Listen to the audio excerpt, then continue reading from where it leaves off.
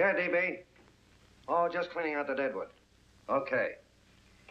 Look, Mr. Cannell, I just can't afford to be without work right now, not even for a day. I've got a mother and 2 kid sisters. More good luck telegrams.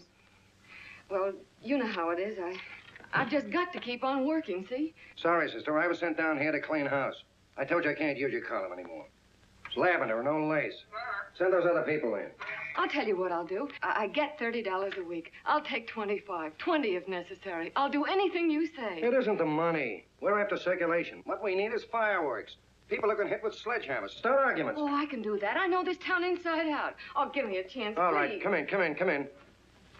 Cashier's got your check. Who are these people? Gibbs, Frawley, Cunningham, Giles. Hey, you sister. Don't forget to get out your last column before you pick up your check.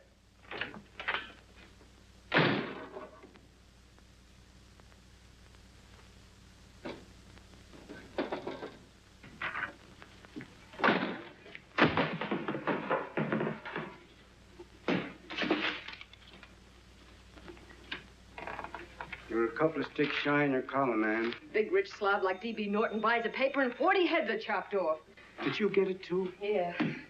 You too? Oh, Joe. Oh, I'm sorry, darling. Why don't we tear the building down? Before you do, Ann, perhaps you'd better finish this column. Yeah, lavender and old lace.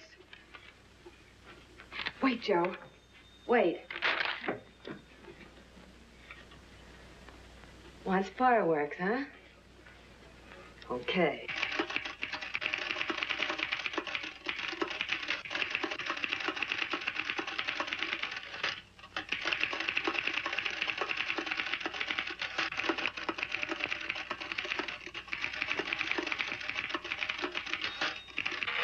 Here.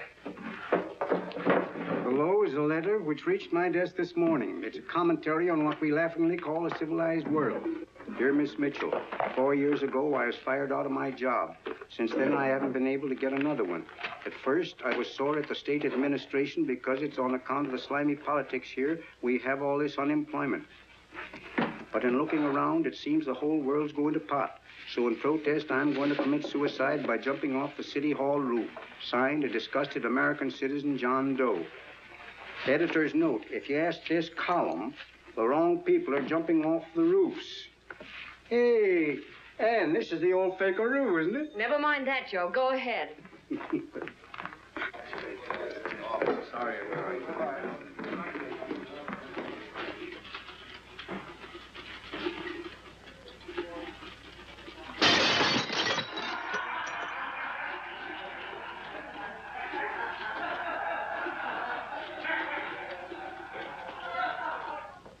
And it's because of the slimy politics that we have all this unemployment here. There it is. That's D.B. Norton's opening attack on the governor. Why, Jim, it's just a letter sent into a column. No, I can smell it. That's Norton. Good morning, gentlemen. Good morning, Governor. Morning, You're rather early. Governor, did you happen to see this in the new bulletin? Yes. I had it served with my breakfast this morning. Jim thinks it's D.B. Norton at work. Of course it is. Oh, come, Jim. That little item, D.B. Norton does things in a much bigger way. This is his opening attack on you, Governor. Take my word for it. What did he buy a paper for? Why did he engage a high-pressure editor like Cannell for? He's in the oil business. I tell you, Governor, he's after your scalp. All right, Jim, all right. Don't burst a blood vessel. I'll look into it. You get me Spencer of the Daily Chronicle, please? Yes, I saw it, Governor. If you ask me, that's a phony letter. Why, that gag has got whiskers on it. Okay, I'll get the mayor and maybe the Chamber of Commerce to go after them. Get Mayor Lovett on the phone. Sorry, the mayor's busy on the other phone. Yes, I know, Mrs. Brewster. It's a terrible reflection on our city. I've had a dozen calls already. Spencer of the Chronicle. Hold him. Just a minute. Yes, Mrs. Brewster. I'm listening. I insist that this John Doe man be found and given a job at once. Now, if something isn't done about it, I'll call out the whole auxiliary. Yes, and the junior auxiliary, too. We'll hold a meeting and see that it is. Yes, Spencer? So, Who? The governor? Well, what about me? It's my building he's jumping off of, and I'm up for re-election, too. What are you doing? Get Cannell at the bulletin. Why, he's liable to go right past my window. Get me Cannell. What was that? What? Out the window. Something just flew by. I didn't see anything. Well, don't stand there, you idiot. Go and look. Open the window. Oh, why did he have to pick on my building? Is there a crowd in the street? No, sir. Then maybe he's caught on a ledge. Look again. I think it must have been a seagull. A seagull? What's a seagull doing around the city hall? That's a bad omen, isn't it? Oh, no, sir. The seagull is a lovely bird. It's all right, Mrs. Brewster. It was just a seagull. Can I help? Nothing's happened yet. No, I'm watching. Don't worry, Mrs. Brewster. Just leave it all to me. Spencer, I'll call you back. Hello, Canell? What are you doing? This is the mayor. Yes, Mayor Lovett. How many times are you going to call me? I've got everybody and his brother and sister out looking for him. Did you see the box I'm running? An appeal to John Doe. Think it over, John. Life can be beautiful, says Mayor. If you need a job, apply to the editor of this paper and so forth and so forth. Okay, Mayor, I'll let you know as soon as I have something. What? Well, pull down the blinds. Went up to Miss Mitchell's house, boss. Boy, she's in a bad way. Where is she? Hey, do you know something? She supports a mother and 2 kids. What do you know about that? Did you find her? No. Her mother's awful worried about her. When she left the house, she said she was going on a roaring drunk. The girl, I mean. Go out and find her. Sure. Hey, but the biggest thing I didn't tell you, her old man's Doc Mitchell. You know the doctor saved my mother's life and wouldn't take any money for it? You remember that. Okay, boss, I'll go and look for her. Holy smokes, Commissioner, you've had 24 hours. Okay, Hawkshaw, grab a pencil. Here it is again. About 5'5", brown eyes, light chestnut hair, and as fine a pair of legs as ever walked into this office. Did you want to see me? No. I've had the whole Army and Navy out searching for you because that's a game we play here every day. I remember distinctly being fired. That's right. But you have a piece of property that still belongs to this newspaper, and I'd like to have it. What's that? The letter. What letter? The letter from John Doe. Oh. The whole town's in an uproar. We've got to find him, and the letter's the only clue. There is no letter. We'll get a handwriting expert to... What? There is no letter. Say that again. There's no letter. I made it up. You made it up. Mm-hmm. You said you wanted fireworks. Don't you know there are 9 jobs waiting for this guy? 22 families want to board him free. 5 women want to marry him, and the mayor's practically ready to adopt him, and you... Just call the morgue, boss. He said there's a girl there. Shut up. Ann! Say, why didn't you... Beatty. Only one thing to do, Hank. Drop the whole business quickly. How? Run a story. Say John Doe was in here and is sorry he wrote the letter and... That's right. They've got it, sure. He came in here and I made him change his mind. Bulletin editor saves John Doe's life. Why, it's perfect. I'll have Ned write it up. Oh, Ned, I got a story I want you to... Wait a minute. Listen, you great, big, wonderful genius of a newspaper man. You came down here to shoot some life into this dying paper, didn't you? Well, the whole town's curious about John Doe, and boom, just like that, you're going to bury him. There's enough circulation in that man to start a shortage in the ink market. And what man? John Doe. What John Doe? John Doe, the one I made up. Look, genius, now look. Suppose there was a John Doe and he walked into this office. What would you do? Find him a job and forget about the whole business, I suppose, huh? Not me. I'd make a deal with him. A deal? Sure, when you get hold of a stunt that sells papers, you don't drop it like a hot potato. Well, this is good for at least a couple of months. You know what I'd do? Between now and, let's say, Christmas when he's going to jump, I'd run a daily on. Starting with his boyhood, his schooling, his first job. A wide-eyed youngster facing a chaotic world. The problem of the average man, of all the John Does in the world. Now, then comes the drama. He meets discouragement. He finds the world his feet of clay. His ideals crumble. So what does he do? He decides to commit suicide and protest against the state of civilization. He thinks of the river, but no. No, he has a better idea. The city hall. Why? Because he wants to attract attention. He wants to get a few things off his chest, and that's the only way he can get himself heard. So? So he writes me a letter, and I dig him up. He pours out his soul to me. And from now on, we quote, I protest by John Doe. He protests against all the evils in the world. The greed, the lust, the hate, the fear. All of man's inhumanity to man. Arguments will start. Should he commit suicide or should he not? People will write in pleading with him. But no, sir, John Doe will remain adamant. On Christmas Eve, hot or cold, he goes. See? Very pretty. Very pretty indeed, Miss Mitchell. But would you mind telling me who goes on Christmas Eve? John Doe. What John Doe? The one we hire for the job, you lunkhead. Wait a minute. Let me get this through this lame brain of mine. Are you suggesting we go out and hire someone to say he's going to commit suicide on Christmas Eve? Is that it? Well, you're catching on. Who, for instance? Anybody. Beanie'll do. Why, sure. Who, me? Jump off a... Oh, no, any time at Christmas. I'm superstitious.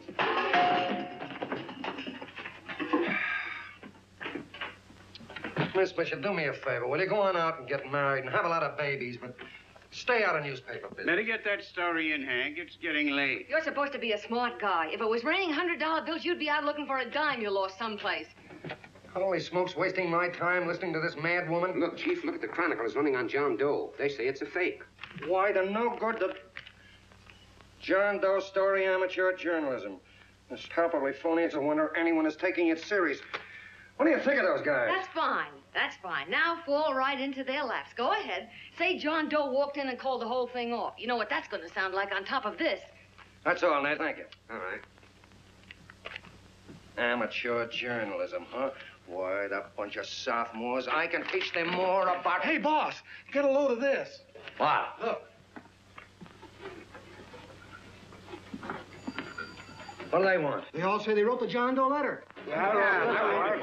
Oh, they all wrote the letter. Tell them all to wait. Look, Mr. Cannell, one of those men is your John Doe. They're desperate and will do anything for a cup of coffee. Pick one out and you can make the Chronicle eat their words. I'm beginning to like this. If you ask me, Hank, you're playing around with dynamite. No. The gal's right. We can't let the Chronicle get the laugh on us. We've got to produce a John Doe now. Amateur journalism, huh? I'll show those guys. Sure, and there's no reason for them to find out the truth either, because naturally I won't say anything. Okay, sister, you get your job back. Plus a bonus. What bonus? Oh, the bonus of $1,000 the Chronicle was going to pay me for this little document. You'll find it says that I, Ann Mitchell, hereby certify that the John Doe letter was created by me. I can read. Sorry. You think this is worth $1,000, do you? Oh, the Chronicle would consider it dirt cheap. Packs everything, including a gun. Okay, sister, you got yourself a deal. Now let's take a look at the candidates. The one we pick has got to be the typical average man. Typical American that can keep his mouth shut. Show me an American who can keep his mouth shut and I'll eat him. Okay, Beanie, bring him in one at a time.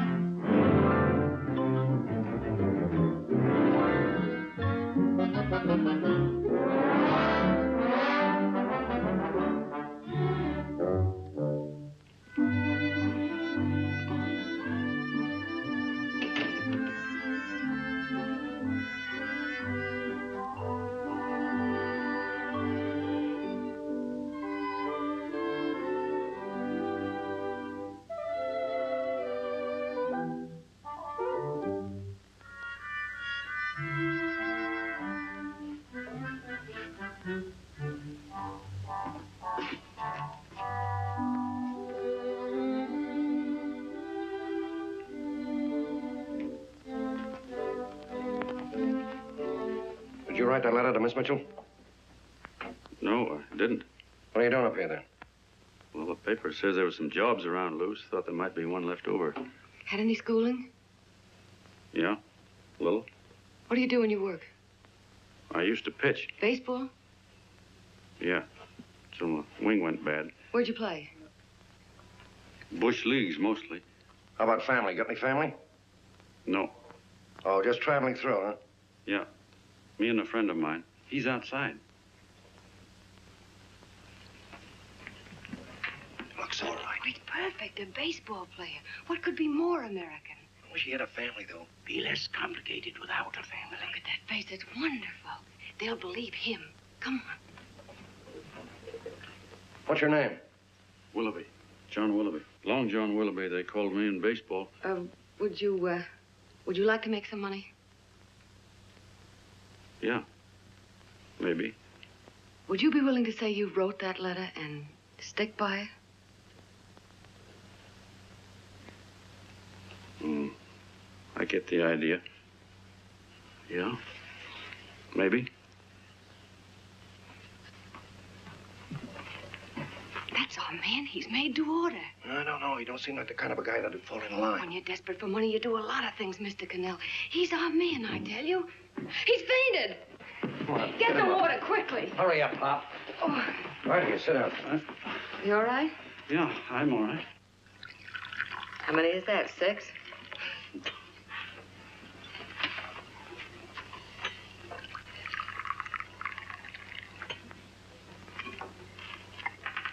Pretty hungry, weren't you? All this John Doe business is batty, if you ask me. Well, nobody asked you. Trying to improve the world by jumping off buildings. You couldn't improve the world if the buildings jumped on you. Don't mind the colonel. He hates people. He likes you well enough to stick around. Well, that's because we both play doohickeys. I met him in a boxcar a couple of years ago. I was fooling around with my harmonica, and he comes over and joins in. I haven't been able to shake him since.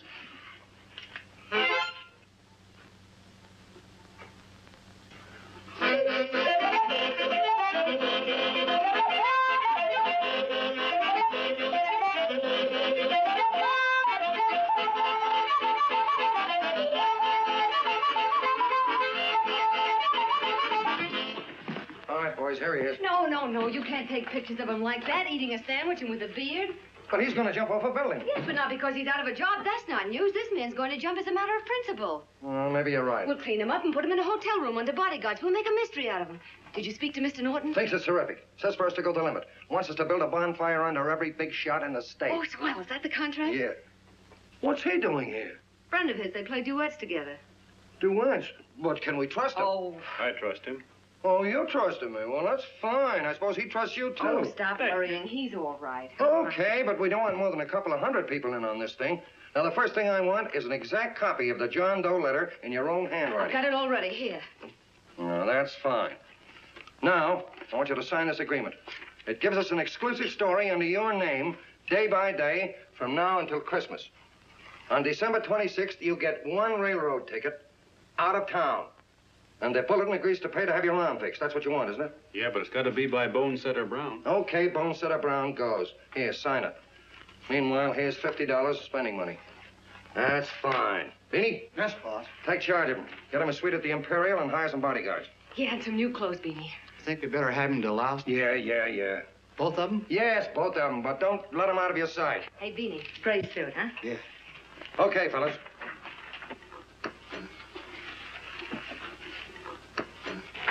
Take it easy, John Doe. And you start pounding that typewriter. Oh, boy, this is terrific. No responsibilities on our part, just statements from John Doe, and we can blast our heads off. Before you pop too many buttons, don't forget to make out that check for $1,000. Okay, fellas. Now, let me see. You sit outside the door. Nobody comes in. See, you two fellas sit in here. Hey, pretty nifty, huh? You ain't gonna get me to stay here. Sure you are. No, sir. That spot under the bridge where we slept last night's good enough for me. Say, what'll I do with this baggage? Let's stick him in the bedroom. Give me mine. I ain't staying. You know, we were headed for the Columbia River country before all this John Doe business came up. You remember that, don't you? Sure, I remember. Say, did your ears pop coming up in the elevator? Mine did. All along, John. I tell you, it's no good. You're going to get used to a lot of stuff that's going to wreck you. Why, that $50 in your pocket's beginning to show up on you already. And don't pull that on me, neither. Stop worrying, Colonel. I'm going to get my arm fixed out of this. Hey, here's some cigars the boss sent us. Have one. Hey, Help cigars. yourself. No.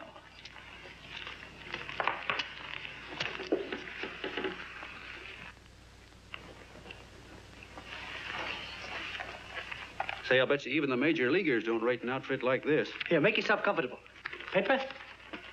I don't read no papers, and I don't listen to radios either. I know the world's been shaped by a drunken barber, and I don't have to read it. I've seen guys like you go under before. Guys that never had a worry. Then they got a hold of some dough and went goofy. The first thing that happens to a guy... Hey, did you get a load of the bedroom? No. The first thing that happens to a guy like that, he starts wanting to go into restaurants and sit down at a table and eat salads and cupcakes and tea. Boy, what that kind of food does to your system.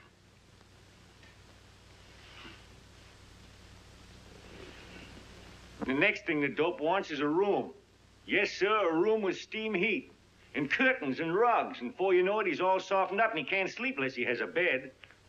Hey, stop worrying, Colonel. $50 ain't gonna ruin me. I've seen plenty of fellas start out with $50 and wind up with a bank account. Hey, what's the matter with the bank account anyway? And let me tell you, Long John, when you become a guy with a bank account, they got you. Yes, sir, they got you. Who's got him? The helots. Who? Hey, there's the City Hall tower I was supposed to jump off of. It's even higher than this. Who's got him? The helots. Woo! Hey, wait a minute. You're not supposed to jump till Christmas Eve. Do you want to get me in a jam? If it's going to get you in the jam, I'll do you a favor. I won't jump. And when they got you, you got no more chance than a road rabbit. Hey, who'd you say was going to get him? Say, is this one of those places where you ring if you want something? Yeah, just use the phone. Boy, I've always wanted to do this. Hey, Doc, look. Look, Doc. Give me that again, will you? Who's going to get him? The helots. Who are they? Listen, sucker, you ever been broke? Sure, mostly often. All right. You're walking along. Not a nickel in your jeans. You're free as the wind. Nobody bothers you. Hundreds of people pass you by in every line of business. Shoes, hats, automobiles, radios, furniture, everything. And they're all nice, lovable people. And they let you alone. Well, is that right? Then you get a hold of some dough, and what happens? All those nice, sweet, lovable people become helots. A lot of heels. They begin creeping up on you, trying to sell you something. They get long claws, and they get a stranglehold on you. And you squirm, and you duck, and you holler, and you try to push them away, but you haven't got a chance. They got you. First thing you know, you own things. A car, for instance. Now your whole life is messed up with a lot more stuff. You get license fees, and number plates, and gas, and oil, and taxes, and insurance, and identification cards, and letters, and bills, and flat tires, and dents, and traffic tickets, and motorcycle cops, and courtrooms, and lawyers, and fines, and 1,000,001 other things. And what happens? You're not the free and happy guy you used to be. You gotta have money to pay for all those things. So you go after what the other fellas got. And there you are. You're a helot yourself.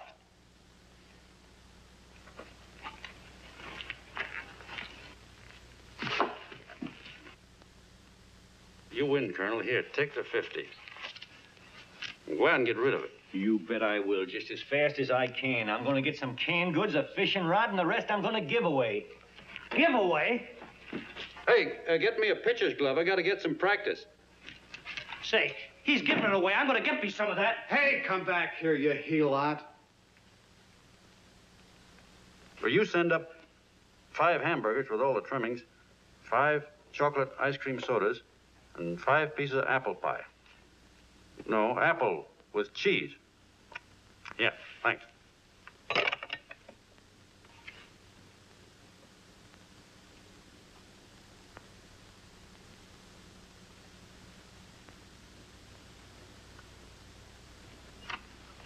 Hello there. Well, well. If it isn't the man about town. All set, Miss Ann. Oh, yes. Let's go. Let's see, we want some action in these pictures. Action? That's good. No. This man's going to jump off a roof. Oh. Here, wait a minute. Let me comb your hair. Sit down. Yeah, that's better.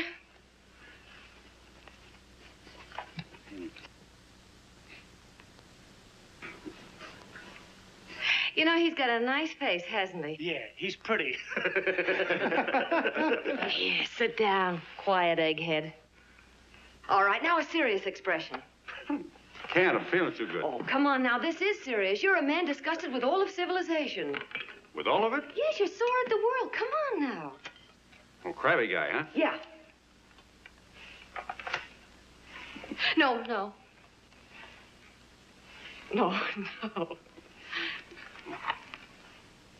No, look. You don't have to smell the world. Well, all those guys in the picture Never mind those guys. All right, stand up. Now, let's see what you look like when you protest. Against what? Against anything. Just protest. You got me. Oh, look, I'm the umpire, and you just cut the heart of the plate with your fast one, and I called it a ball. What would you do? Oh, you did, huh? Yeah. Why can't you call him right, you boneheaded... Grab it, Eddie, grab it!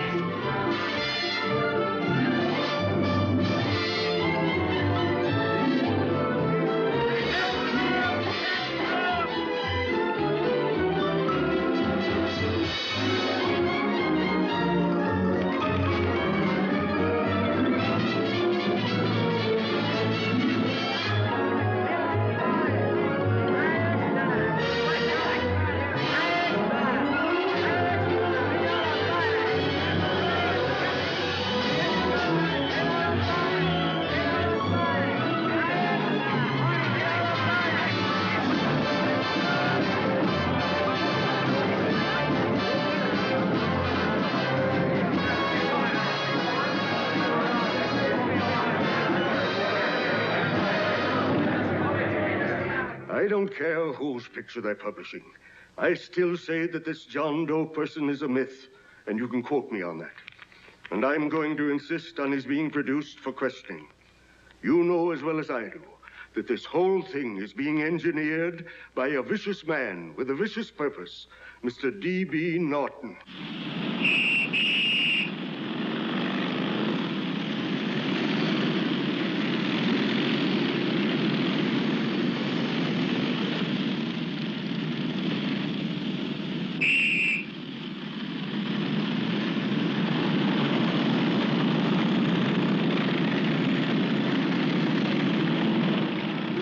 And Miss Mitchell are at the house, sir. Oh, they are? All right. Come on. Personally, I think it's just plain stupidity to drop it. Now, you should see his fan mail. Thousands. Why, it's going over like a house afire. What are you afraid of, Cannell? It's doubled our circulation. Yeah, but it's got everybody sore. Ads are being pulled. The governor's starting a libel suit. What's more, they all know John Doe's a phony, and they insist on seeing Well, what about it? Let them see him. We'll go on one better. They can also hear him. You own a radio station, Mr. Norton. Why not put him on the air? Watch out for this damn DB. She'll drive you batty. Oh, Look, we can't let him get to this Bush League pitcher and start pumping him. Good night. Now, tell him what that screwball might do. I walk in yesterday, here he is, standing on a table with a fishing pole, fly casting. Take my advice and get him out of town before this thing explodes in our faces. If you do, Mr. Norton, you're just as much of a dumb cluck as he is. Excuse me. No, you got yourself a meal ticket and you hate to let go. Sure, it's a meal ticket for me, I admit it, but it's also a windfall for somebody like Mr. Norton who's trying to crash national politics. That's what you bought the newspaper for, isn't it? You want to reach a lot of people, don't you? Well, put John Doe in the air and you can reach 130 million of them. He can say anything he wants and they'll listen to him. All right, we'll forget the governor and the mayor and all the small fry like that. This can arouse national interest. If he made a hit around here, he can do it every place else in the country. And you'll be pulling the strings, Mr. Norton. Go down to the office and arrange for some radio time. Why, DB, you're not going to as soon as possible. Okay. I just came in to get warm myself. Come on, let's go. Don't you go. I want to talk to you.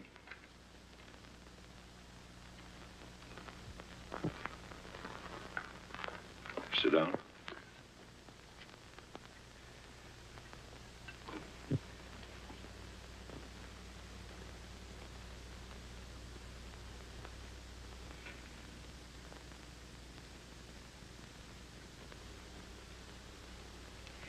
Hey, this John Doe idea was yours, huh? Yes, sir.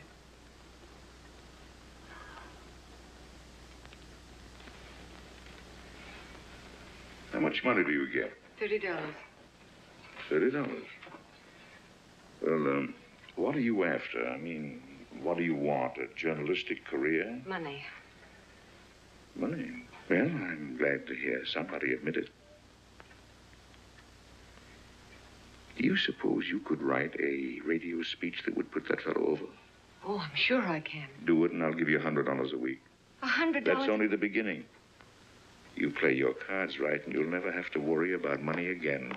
Oh, I knew it. Hello. Hello. Whenever there's a pretty woman around. This is my nephew, Ted Sheldon, Miss Mitchell. How do you do? How do you do? All right, Casanova, I'll give you a break. See that Miss Mitchell gets a car to take her home. Always reading my mind, aren't you? Thank you very much for everything. And Miss Mitchell, I think from now on you'd better work directly with me. Yes, sir.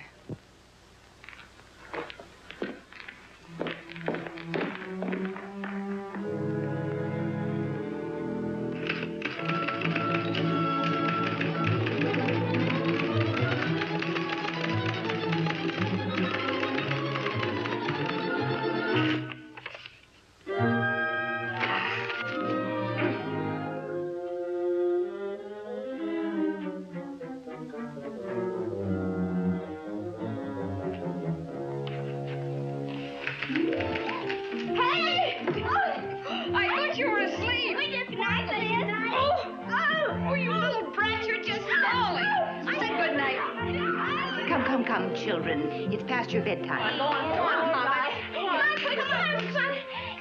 on. Now, keep Booch off the Stick your bed. fork through me. I'm done. I'll never get this speech right. Oh, yes, you will, Ann, dear. You're very clever. Yeah, I know. What are you looking for? Your purse, I need $10. What for? I gave you 50 just the other day. Yes, I know, dear, but Mrs. Burke had her baby yesterday. 9 pounds. And there wasn't a thing in the house. And then the community chest lady came. And the 50's all gone, huh? Who's the 10 for? The Websters. The Websters. You remember those lovely people your father used to take care of. I thought I'd buy them some groceries. Oh, Anne, dear, it's a shame those You're poor... marvelous, Ma. You're just like Father used to be. Do you realize a couple of weeks ago we didn't have enough to eat ourselves? Well, yes, I know, dear, but these people are in such need. And we have plenty now. If you're thinking of that $1,000, forget it. It's practically all gone. We owed everybody in town. Now, you just got to stop giving all your money away. Oh, Anne, dear. Oh, I'm sorry, Ma. Oh, don't pay any attention to me. I guess I'm just upset about all this. Gee whiz, here I am with a great opportunity to get somewhere, to give us security for once in our lives, and I'm stuck. If I could put this over, your Mrs. Burke can have 6 babies. You mean this speech you're writing? Yeah, I don't know. I simply can't get it to gel. I created somebody who's going to give up his life for a principle. Hundreds of thousands of people are going to listen to him over the radio. And unless he says something that's sensational, it's just no good. Well, honey, of course, I don't know what kind of a speech you're trying to write, but judging from the samples I've read, I don't think anybody will listen. What? Darling, there's so many complaining political speeches. People are tired of hearing nothing but doom and despair on the radio. If you're going to have him say anything, why don't you let him say something simple and real, something with hope in it? If your father were alive, he'd know what to say. Oh, yeah. Father certainly would. Wait a minute.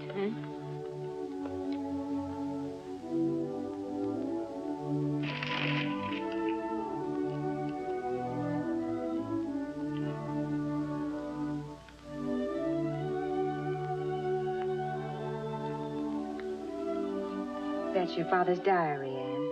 Father's... I never knew he had a diary. There's enough in it for 100 speeches. Things people ought to hear nowadays. You'll be careful of it, won't you, dear? It's always helped to keep your father alive for me. You bet I will, Ma.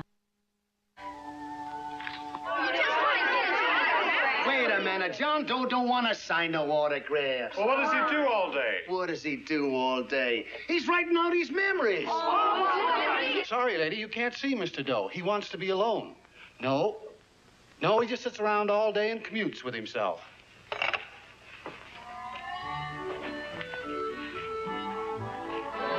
Whoa!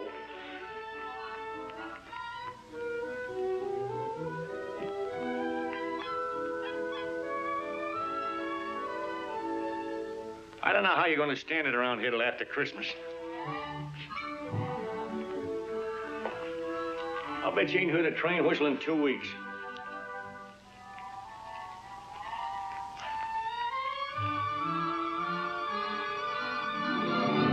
Steve, right!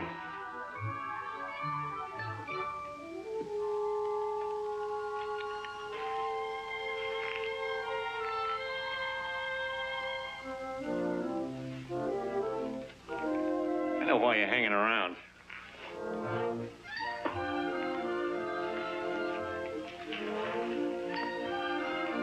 You're stuck on the girl. That's all a guy needs is to get hooked up with a woman.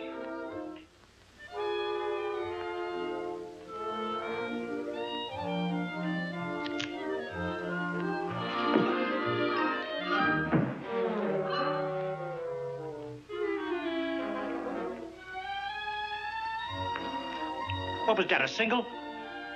First baseman dropped the ball. Butterfingers. Tough luck, pal.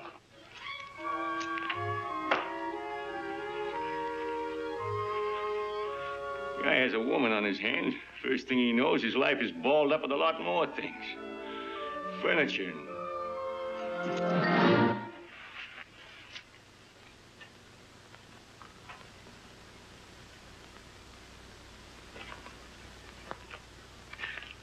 Did you get him? You're out. Swell. What's this, the end of the 8th? 9th.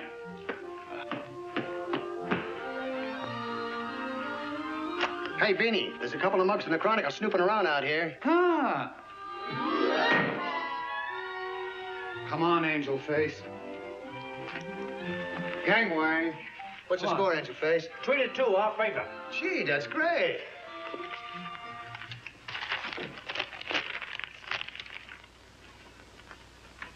Hey, you got swell form there. Must have been a pretty good pitcher. Pretty good. Say, I was just about ready for the major leagues when I chipped a bone in my elbow. I got it pitching a 19-inning game. 19? Yeah. There was a major league scout there watching me, too. And he came down after a game of the contract. You know what?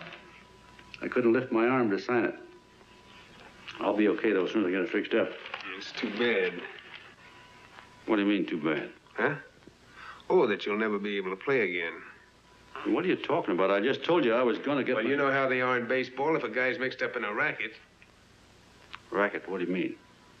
Well, I was just thinking about this John Doe business. Why, as soon as it comes out it's all a fake, you'll be washed up in baseball, won't you? Yeah. Pretty doggone. I never thought about that.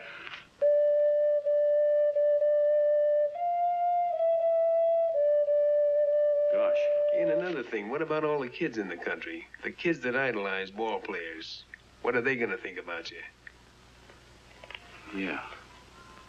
Hey, Colonel.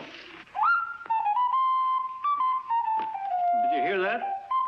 I gotta figure some way out of this thing. The elevators are still running. I know one way you can do it. How? Well, when you get up there on the radio, all you have to do is to say the whole thing's a frame-up. Make you a hero sure as you're born.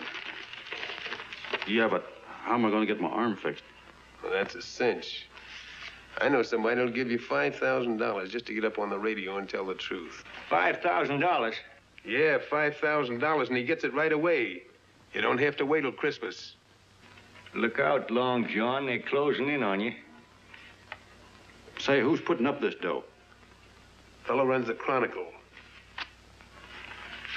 Here's the speech you make, and it's all written out for you. $5,000. Holy mackerel, I can see the helots coming, the whole army of them. It's on the level.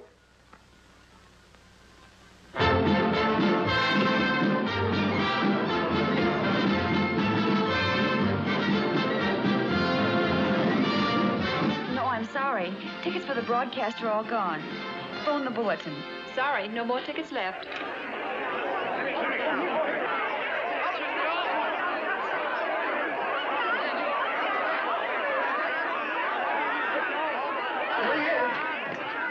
Hello, John. All set for the big night? Swell. Turn around. One moment. Now stand still. Huh? Big smile, Mr. Doe. Okay, Beanie, that's all. Take him out. Come on,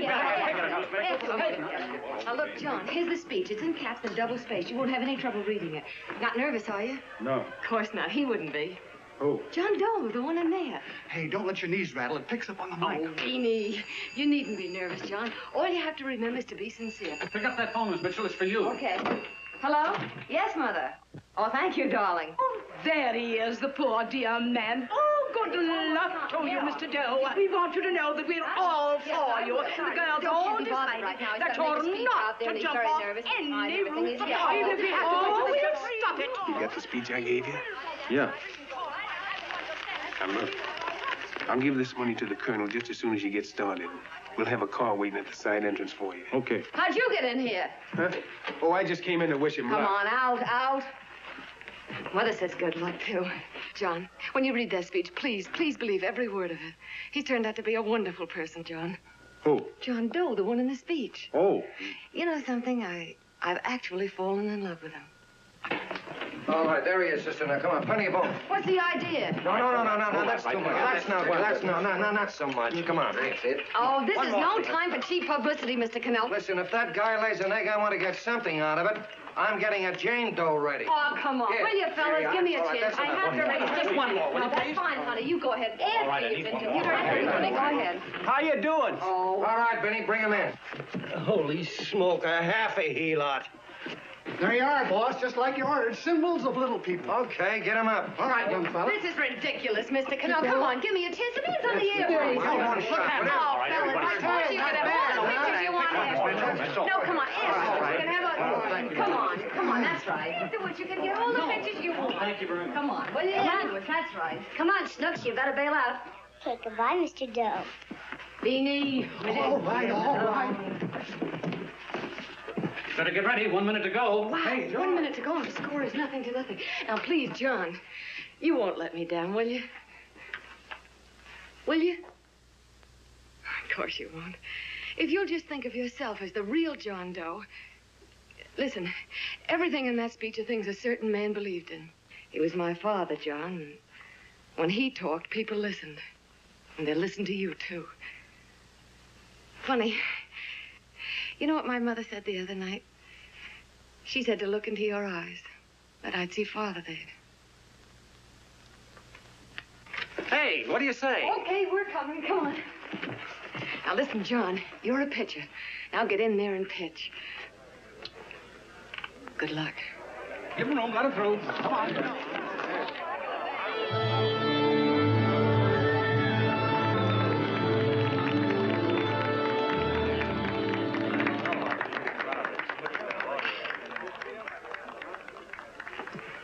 Hey, let's get out of here. There's the door right there. Hey, what are you doing here? That's what I'd like to know. Come on, out. Hey, he's a friend of mine. Never mind, let him alone. He's all right. I'll be right over there pulling for you. No, John, over here.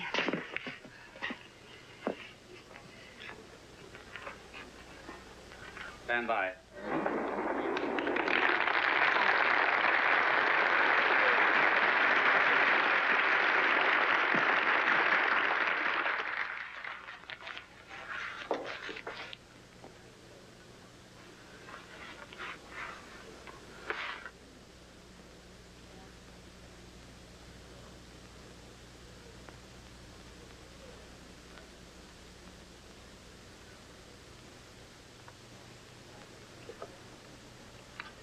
Phone the Chronicle. Tell them to start getting those extras out.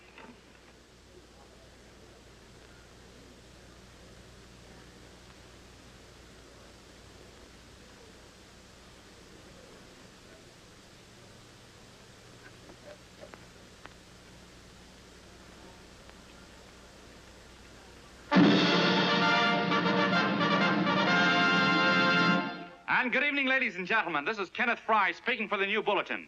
Tonight we give you something entirely new and different. Standing beside me is the young man who has declared publicly that on Christmas Eve he intends to commit suicide, giving as his reason, quote, "I protest against the state of civilization," end quote. Ladies and gentlemen, the New Bulletin takes pleasure in presenting the man who is fast becoming the most talked of person in the whole country, John Doe.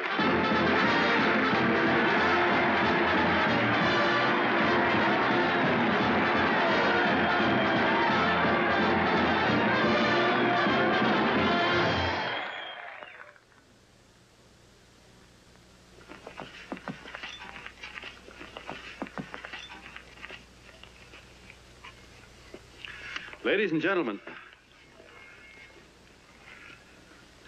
I am the man you all know as John Doe. I took that name because it seems to describe the average man. And that's me. And that's me. Well, it was me before I said I was going to jump off the city hall roof at midnight on Christmas Eve. Now I guess I'm not average anymore.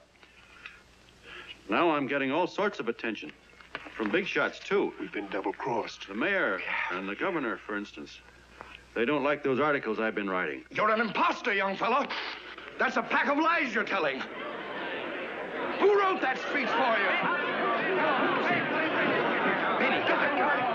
Hey, Ken.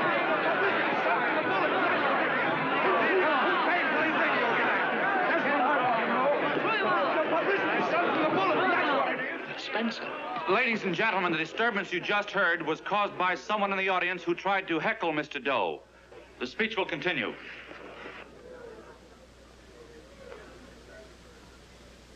Well, people like the governor and that fella there can stop worrying. I'm not going to talk about them. I'm going to talk about us.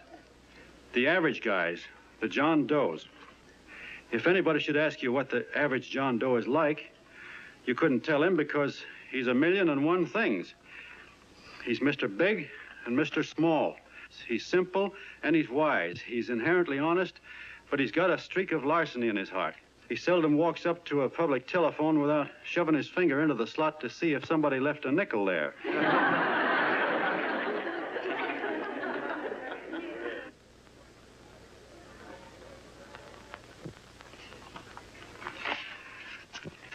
He's the man the ads are written for. He's the feller everybody sells things to. He's Joe Doe, the world's greatest stooge and the world's greatest strength.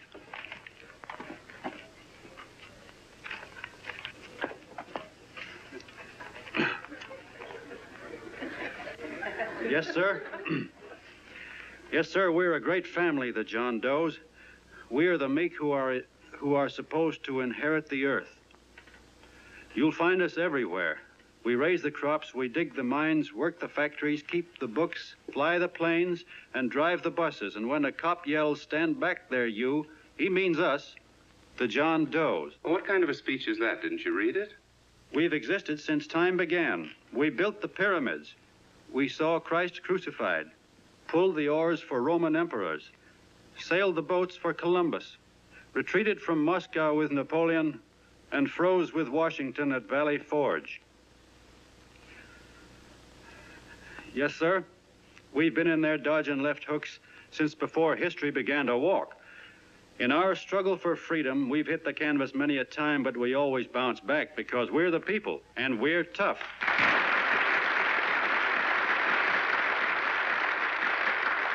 They've started a lot of talk about free people going soft, that we can't take it. That's a lot of hooey. A free people can beat the world at anything, from war to tiddlywinks, if we all pull in the same direction.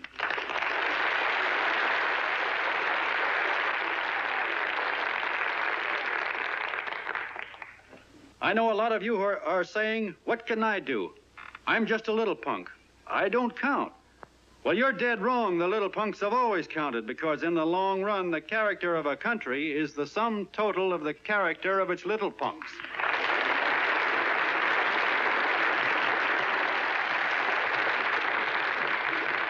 But we've all got to get in there and pitch. We can't win the old ball game unless we have teamwork. And that's where every John Doe comes in. It's up to him to get together with his teammate. And your teammate, my friends, is the guy next door to you. Your neighbor. He's a terribly important guy, that guy next door. You're going to need him, and he's going to need you, so look him up. If he's sick, call on him. If he's hungry, feed him. If he's out of a job, find him one. To most of you, your neighbor is a stranger, a guy with a barking dog and a high fence around him. Now, you can't be a stranger to any guy that's on your own team.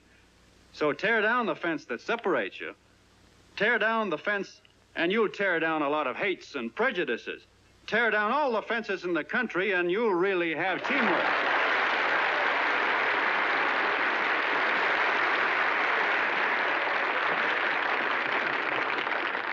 I know a lot of you are saying to yourselves, he's asking for a miracle to happen. He's expecting people to change all of a sudden.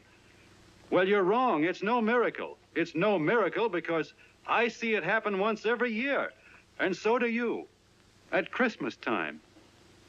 There's something swell about the spirit of Christmas, to see what it does to people, all kinds of people. Now, why can't that spirit, that same warm Christmas spirit, last the whole year round?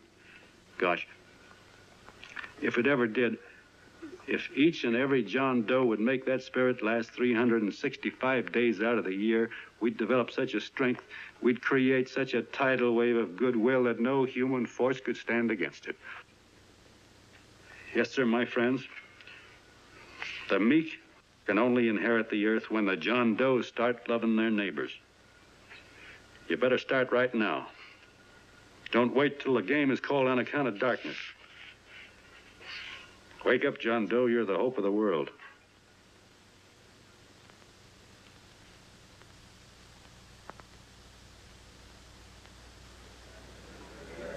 John, you were wonderful.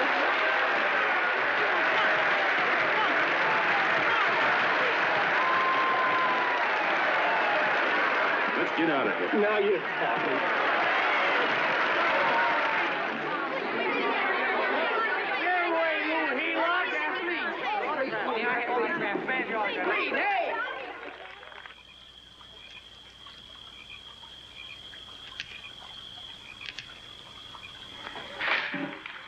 I knew you'd wake up sooner or later. Boy, am I glad we got out of that mess. I had the $5,000 sewed up. Could have been on my way to old Doc Brown. You're a pitcher, John, she says. Now, go in there and pitch. What a sucker. Yeah, she's a heel-out just like the rest of us. Lucky you got away from her. What was I doing up there making a speech anyway? Me, huh? Geez, the more I think about it, the more I could... Tear down all the fences. Why, if you tore one picket off of your neighbor's fence, he'd sue you. $5,000 had it right in my hand. What do you mean he ran away? Well, go after him, find him. That man is terrific.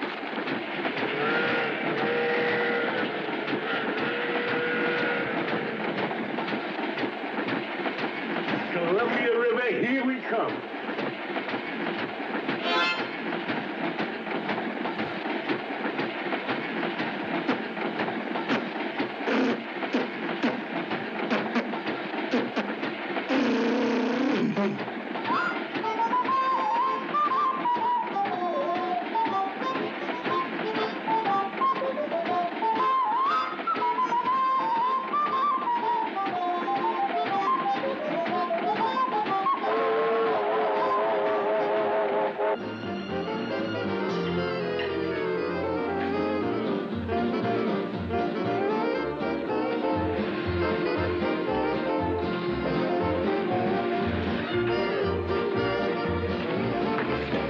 Jitterbugs. Yeah. Say, how much money we got left? 4 bits. Better make it donuts, huh? Yeah.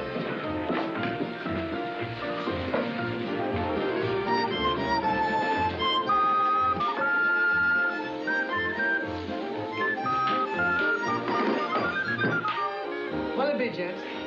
Have you got a couple of steaks about that big and about that thick? Yeah, with hash brown potatoes and tomatoes and apple pie and ice cream and coffee. And donuts, I know. Hey, Ma, Seekers, a pair. Fingers of pear coming up. Glad he took the tea out of that.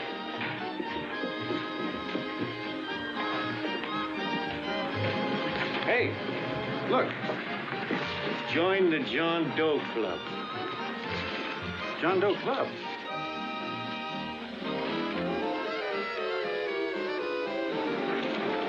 Uh-oh. You John Doe? Who?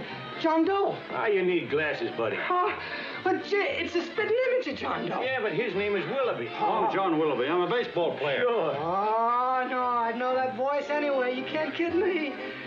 You John Doe. Hey, Ma! Ma! That's John Doe. John Doe? Yeah, sitting right there, big as life. Who'd you say it was? John Doe, the big guy there. I know. Pictures in the paper. That's John Doe. John Doe. John Doe. Sitting right there, John Doe. Hey, operator. Dan's Beanery. Look, call everybody in town. John Doe was just in my place. Yeah, he ordered donuts.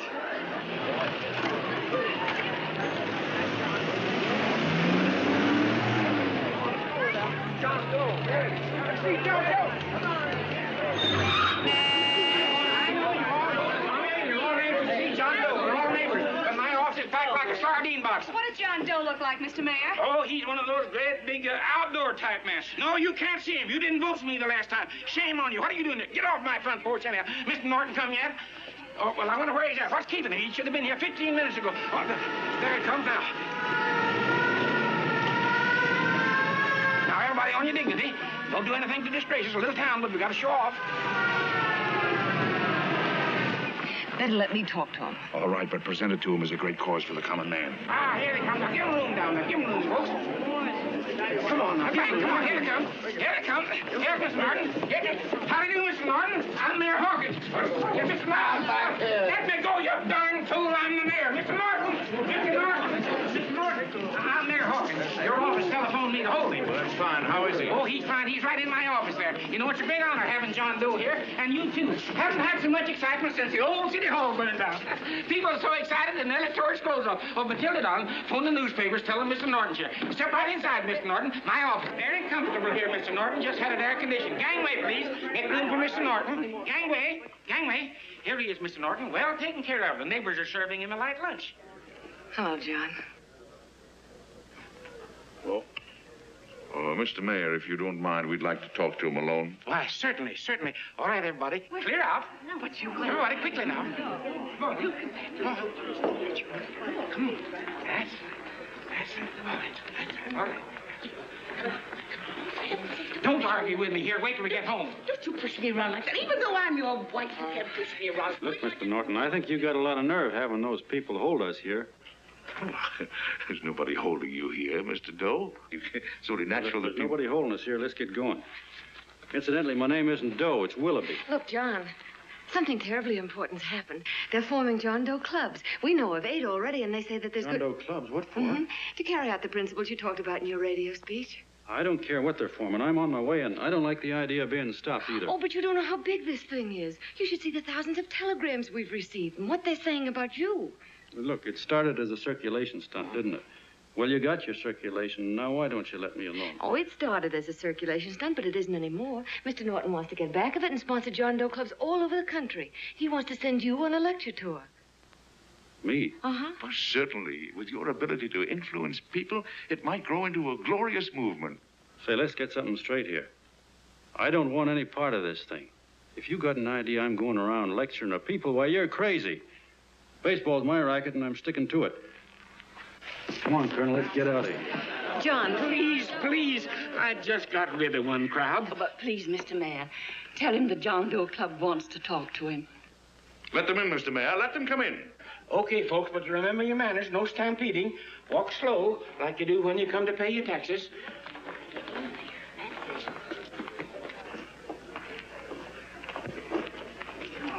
Okay. All right, give me a chance. Come right in. My name's Bert Hansen, Mr. Doe. I'm the head soda jerker at Schwabacker's drugstore. Well, sir, you see, me and my wife, we heard your broadcast, and we got quite a bang out of it, especially my wife. Kept me up half the night saying, that man's right, honey. The trouble with the world is nobody gives a hoot about his neighbor. That's why everybody in town's sore and cranky at each other. And I kept saying, well, that's fine, but how's a guy going to go around loving the kind of neighbors we got? Old Sourpuss, for instance. You see, Sourpuss Smithers is a guy who lives all alone next door to us. He's a cranky old man and runs a second-hand furniture store. We haven't spoken to him for years. I always figured he was an ornery old gent that hated the world because he was always slamming his garage door and playing the radio so loud he kept half the neighbors up. Well, anyway, the next morning, I'm out watering the lawn, and I look over, and there's Sourpuss on the other side of the hedge straightening out a dent in his fender. And my wife yells to me out the window. She says, go on, speak to him, Bert. And I figured, well, heck, I can't lose anything, so I yelled over to him, good morning, Mr. Smithers. He went right on pounding his fender. Was I burned? So I turned around to give my wife a dirty look, and she said, louder, he didn't hear you. So in a voice you could have heard in the next county, I yelled, good morning, Mr. Smithers. Well, sir, you could have knocked me over with a feather.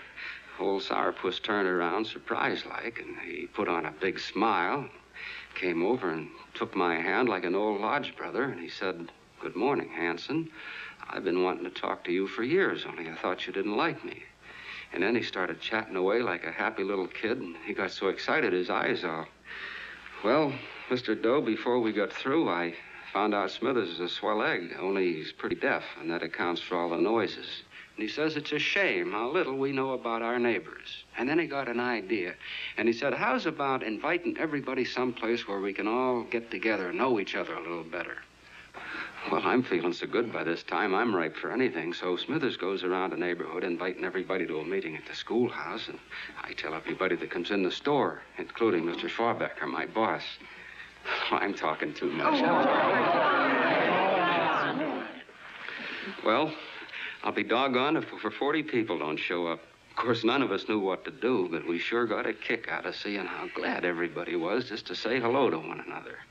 Tell him about making Sourpuss chairman. Oh, yeah. We made Sourpuss chairman and decided to call ourselves the John Doe Club. And say, incidentally, this is my wife. Come here, honey. This is my wife, Mr. Doe. How do you do, Mr. Doe? Sourpuss is here, too. Oh, is he? Yes. This is Sourpuss, or excuse me, Mr. Smithers, Mr. Doe. That's all right. If you didn't call me Sourpuss, it wouldn't feel natural. Well, anyway, I guess nearly everybody in the neighborhood came except the Delaney's. The Delaney's live in a big house with an iron fence around it, and they always keep their blinds drawn. And we always figured that he was just an old miser that sat back counting his money, so why bother about inviting him? Until Grimes, the milkman, spoke up, and he said, say, you've got the Delaney's all wrong. And then he tells us about how they canceled their milk last week, and how when he found a note in the bottle, he got kind of curious-like, and he sort of peeked in under the blinds and found the house was empty. If you ask me, he says, they're starving. Old man Delaney has been bringing his furniture over to my place at night, one piece at a time, and selling it. Yeah. And, well, sir, a half dozen of us ran over there to fetch him, and we brought him to the meeting.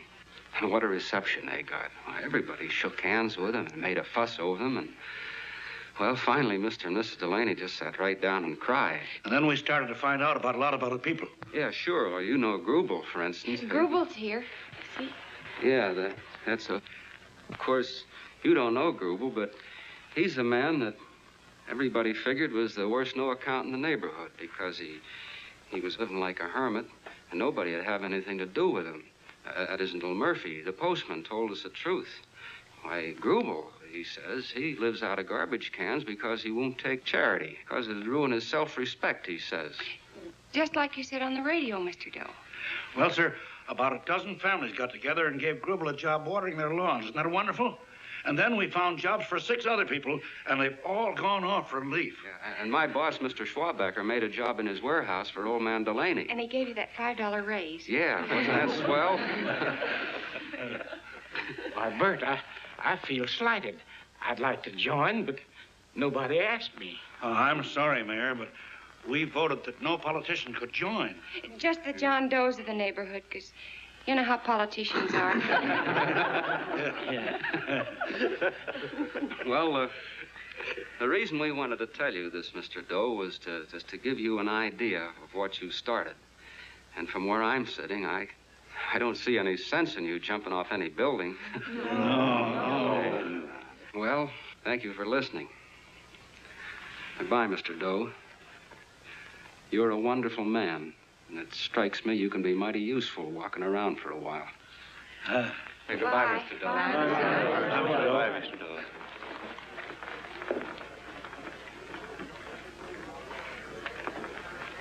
I'm Mrs. Delaney, Mr. Doe, and God bless you, my boy.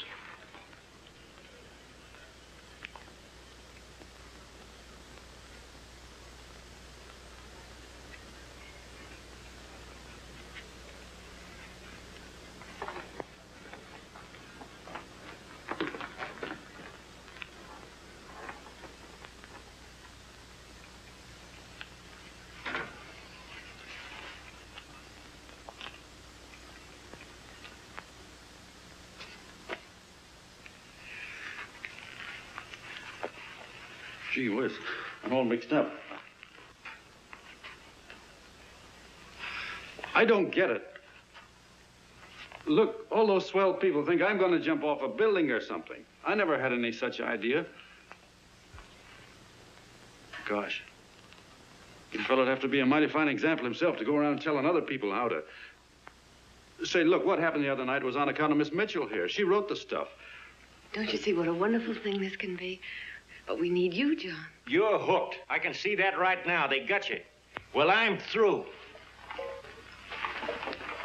For 3 years, I've been trying to get you up to the Columbia River country. First, it was your glass arm. Then it was the radio. And now it's the John Doe clubs. Well, I ain't waiting another minute. Gangway, you helots. Hey, Colonel, wait a minute. Oh, please. Hey, Colonel! I want you personally to go along with John Doe and Miss Mitchell and handle the press and the radio. Me? Yes, I don't want to take any chances. And Johnson. Yes, Stevie? Your crew will do the mop-up job. They'll follow John Doe into every town, see that the clubs are properly organized and the charter's issued. Right. There are only 8 flags up there now. I want to see that map covered before we get through.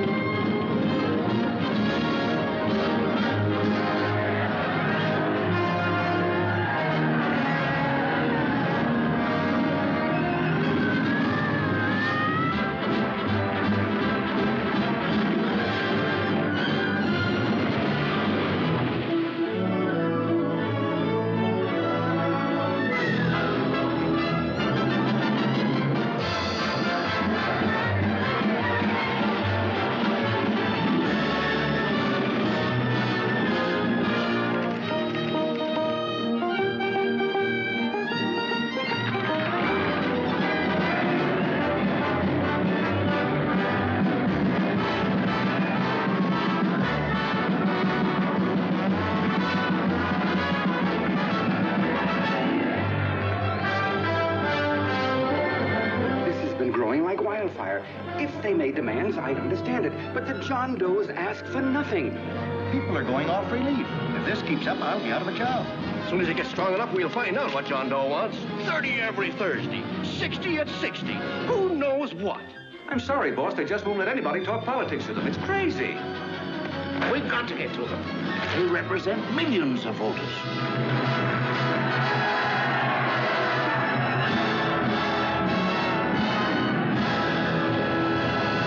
I tell you, ladies and gentlemen, this thing has been nothing short of a prairie fire. We've received so many applications for charters to the John Doe clubs, we haven't been able to take care of them. I'd hate to have that many pins stuck in me. This John Doe convention is a natural. It's going to put our city on the map. By over 2,400 John Doe clubs are sending delegates. Can you imagine that? You, Mr. Mayor, will be the official host. You will make the arrangements for decorating the city, parades, and a reception for John Doe when he gets home. And don't wear your high hat. No high hat? No high hat. And from you, Cannell, I want a special John Doe edition every day until the convention is over. And now, if you will, please step into the outer office and look your prettiest because there are photographers there to take pictures of this committee. Don't worry, D.B. Everything will be taken care of. Isn't it all too wonderful? Gather down here tonight, school down, get a nice picture of you. Oh, Mr. Mayor, would you step down in front row, please? You ladies get close to him, that's it. Well, I don't get it. Get what? Look, D.B., I'm supposed to know my way around. This John Doe movement has cost you a fortune. Now, this convention is going to cost plenty. Well? Well, I'm stuck with 2 and 2, and I'm a sucker if I can make 4 out of it. Where do you come in? I'll have the satisfaction of knowing that my money has been spent for a worthy cause. I see. I better stick to running the paper, huh? I think maybe you better had. Cannell, I'd like to have the John Doe contract, all the receipts for the money we advanced him, and the letter Miss Mitchell wrote, for which I gave her $1,000. Yes, sure. Well, we leave for the airport. Half an hour. Is that Johnny boy's room? Better hustle him up. He'll be ready on time. He's packing. Ah, good. Did you see his picture on the cover of Time? Yeah. I gotta give you credit, Annie girl. I've handled a good many big promotions in my time. Everything from a World's Fair to a Channel swimmer. But this one has certainly got me spinning. And now a John Doe convention. Wow. Say, if you could only get him to jump off the City Hall roof on Christmas Eve, I'd guarantee you 500,000 people there. Charlie. Huh? What do you make of him? Oh, Johnny boy? Well, I don't know what angle you want, but I'll give it to you quick. Number 1, he's got great yokel appeal, but he's a nice guy. Number 2, he's beginning to believe he really wrote that original suicide letter that you made up. Number 3, he thinks that you're Joan of Arc or something. Yeah, I know. Number 4, well, you know what number 4 is. He's nuts about you. Yeah, it's running out of his ears. You left out number 5. We're all heels, me especially. Holy smoke. Come in.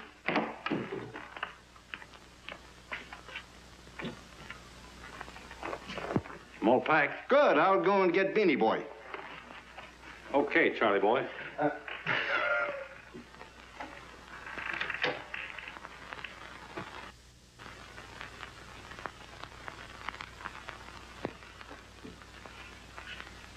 Can I help you pack? Oh, thank you.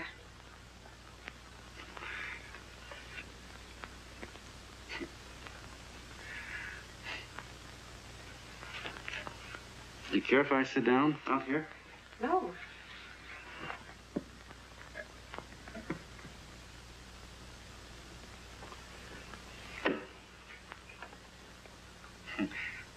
You know, I had a crazy dream last night. It was about you. About me? Yeah, sure was crazy. I dreamt I was your father.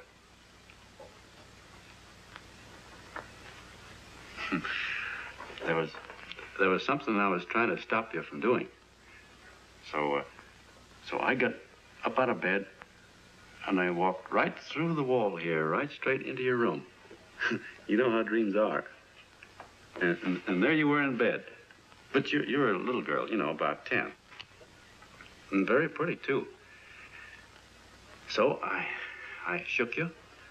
And the moment you opened your eyes, you hopped out of bed and started running like the devil in your nightgown. You ran right out the window there, and you ran out over the tops of buildings and roofs and everything for miles. And I was chasing you. And all the time you were running, you kept growing bigger and bigger and bigger, and pretty soon you were as big as you are now, you know, grown up. And all the time I kept asking myself, what am I chasing her for? And I didn't know. Isn't that a hot one? Well, anyway, you ran into some place, and then I ran in after you, and when I got there, there you were, getting married.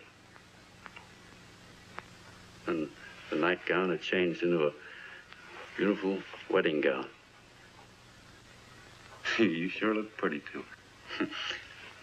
And then I knew what it was I was trying to stop you from doing. Dreams are sure crazy, aren't they? Well, would you like to know who it was you were marrying? Oh, a tall, handsome Ubangi, I suppose. No, not that bad. It was that fellow that sends you flowers every day. Yeah, what's his name? Mr. Norton's nephew? Ted Sheldon. Yeah, that's the one. But here's the funniest part of it all. I was the fellow up there doing the marrying, you know, the justice of peace or something. You were? I thought you were chasing me. Well, yes, I was, but I was your father then, see? But the real me, John Doe, or that is, Long John Willoughby, I was the fellow up there with the book. You know what I mean? I guess so. Then what happened?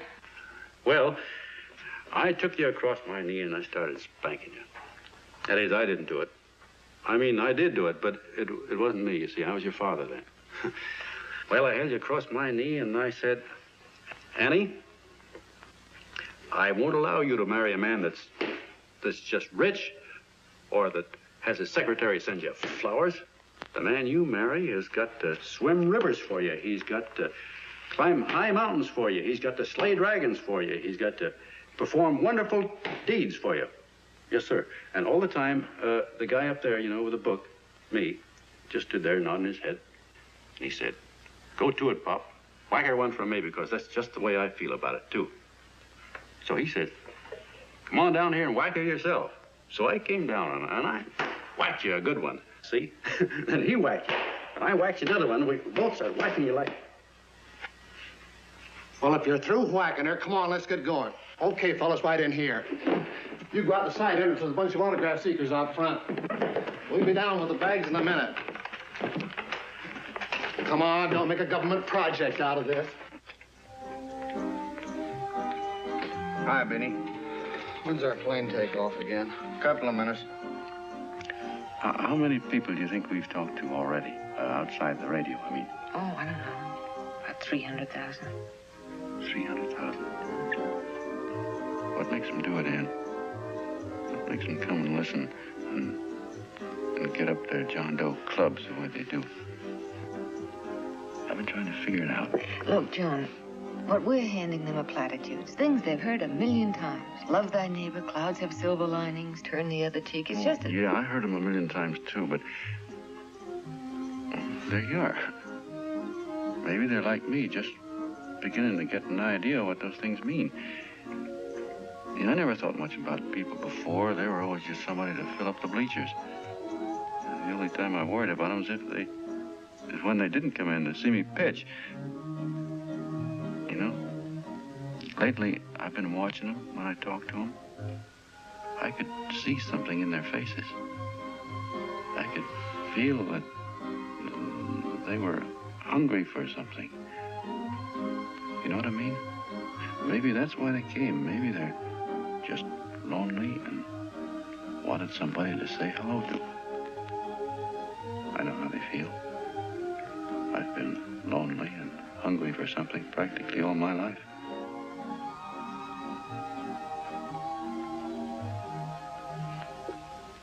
All aboard, folks. Yeah, that's true. Oh, somebody else sitting here? No, that's your seat.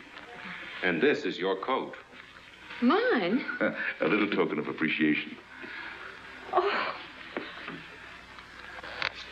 Oh, it's beautiful, D.B. Well, I don't quite know what to say. Well, don't say anything at all. Just sit down. Oh. Go ahead, open it. Oh.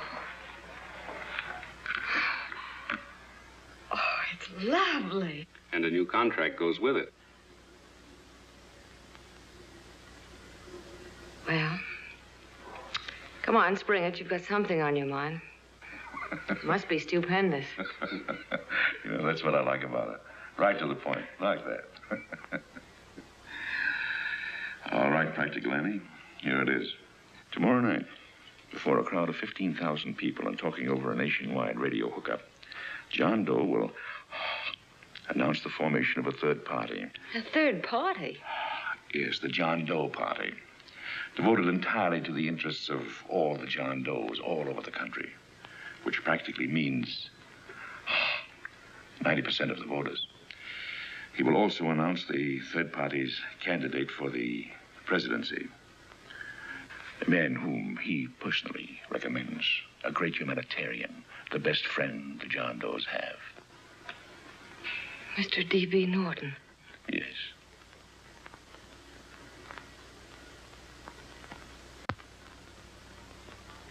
Wow.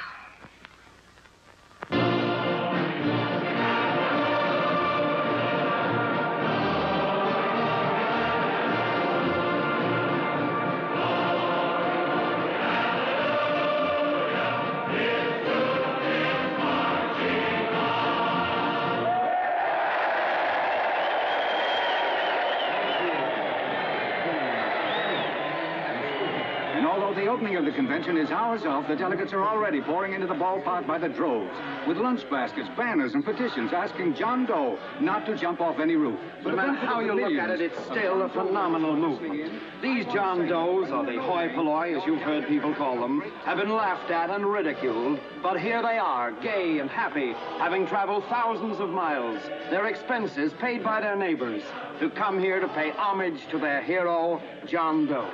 And in these days of wars and bombings, it's a hopeful sign that a simple idea like this can sweep the country.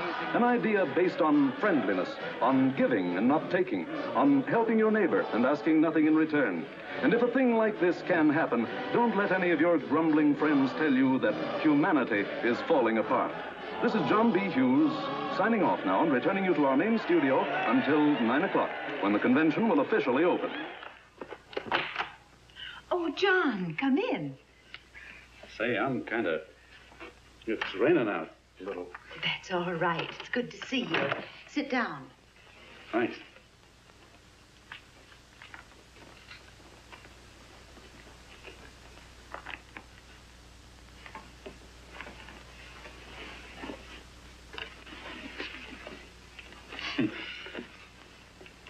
It's for Anne. Oh, how nice. Thank you very much. Flowers. I'm terribly sorry she isn't here. She isn't? No, she just left. I'm surprised you didn't run into her. She went over to Mr. Norton's house. Oh. Did you want to see her about something important? Yeah. Well, no, it'll wait. Say, he's a nice man, isn't he? Mr. Norton, I mean. He's done an awful lot for the...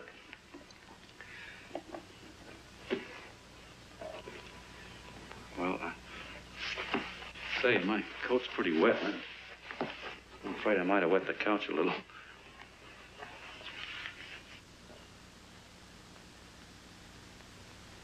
Well, I guess I'll see her at the convention later.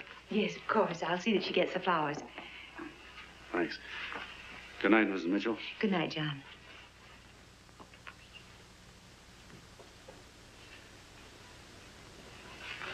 Say, Miss Mitchell, I'm kind of glad Anne isn't here. You see, I came over here hoping to see her alone, and kind of hoping I wouldn't, too. You know what I mean? There was something I wanted to talk to her about. But, well, it'll wait, I guess. Good night. Good night, John. Say, look, Mrs. Mitchell, have you ever been married? Oh, I'm sure you have. Gosh, that's pretty silly. But I guess you must think I'm kind of batty. Well, I guess I'd better be going at that. John, my husband said, I love you. Will you marry me? You did? What happened? I married him. Well, yeah, that's what I mean, see? It was easy as all that, huh? Uh-huh. Yeah, but look, Mrs. Mitchell. You know, I love Anne, and it's going to be awfully hard for me to say it. Because, well, you know, she's so wonderful. And, well, the best I ever was a Bush League pitcher. And, you know, I think she's in love with another man. The one she made up. You know, the real John Doe. Well, that's pretty tough competition. I bet you he'd know how to say it all right. On me, I get up to it and around it and in back of it, but I never get right to it. You know what I mean? So the only chance I've got is, well, if somebody could kind of give her a warning, sort of prepare her for the shock. You mean you'd like me to do it? Hmm? Well, I was thinking, yeah, you know, sort of break the ice. Of course I will, John. See, well, thank you, Mrs. Mitchell. Hey, you're okay.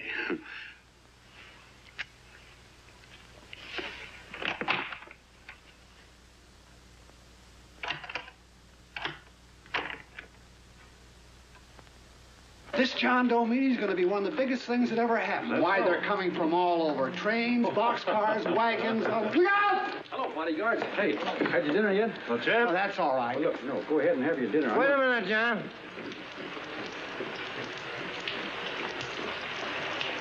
Hello, Mr. Connell. All right, John.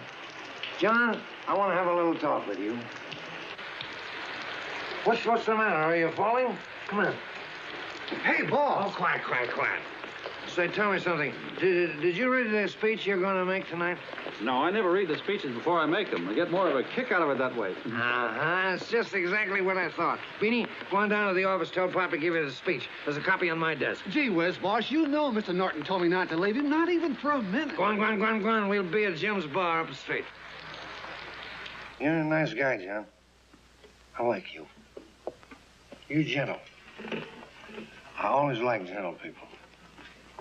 Me, I'm hard.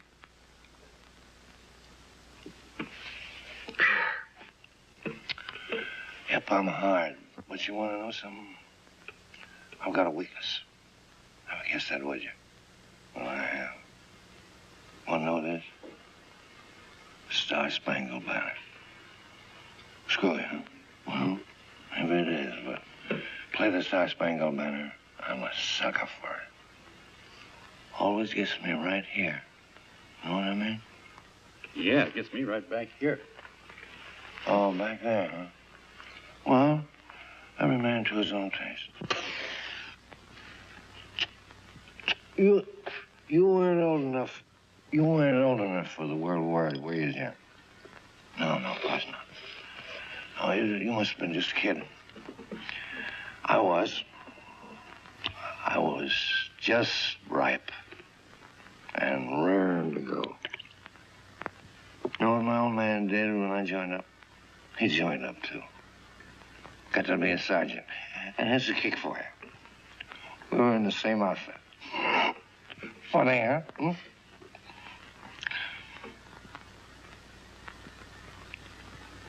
He was killed, John. I saw him get it. I was right there, and I saw it with my own eyes. Me, I came out without a scratch. That is, excepting my ulcers.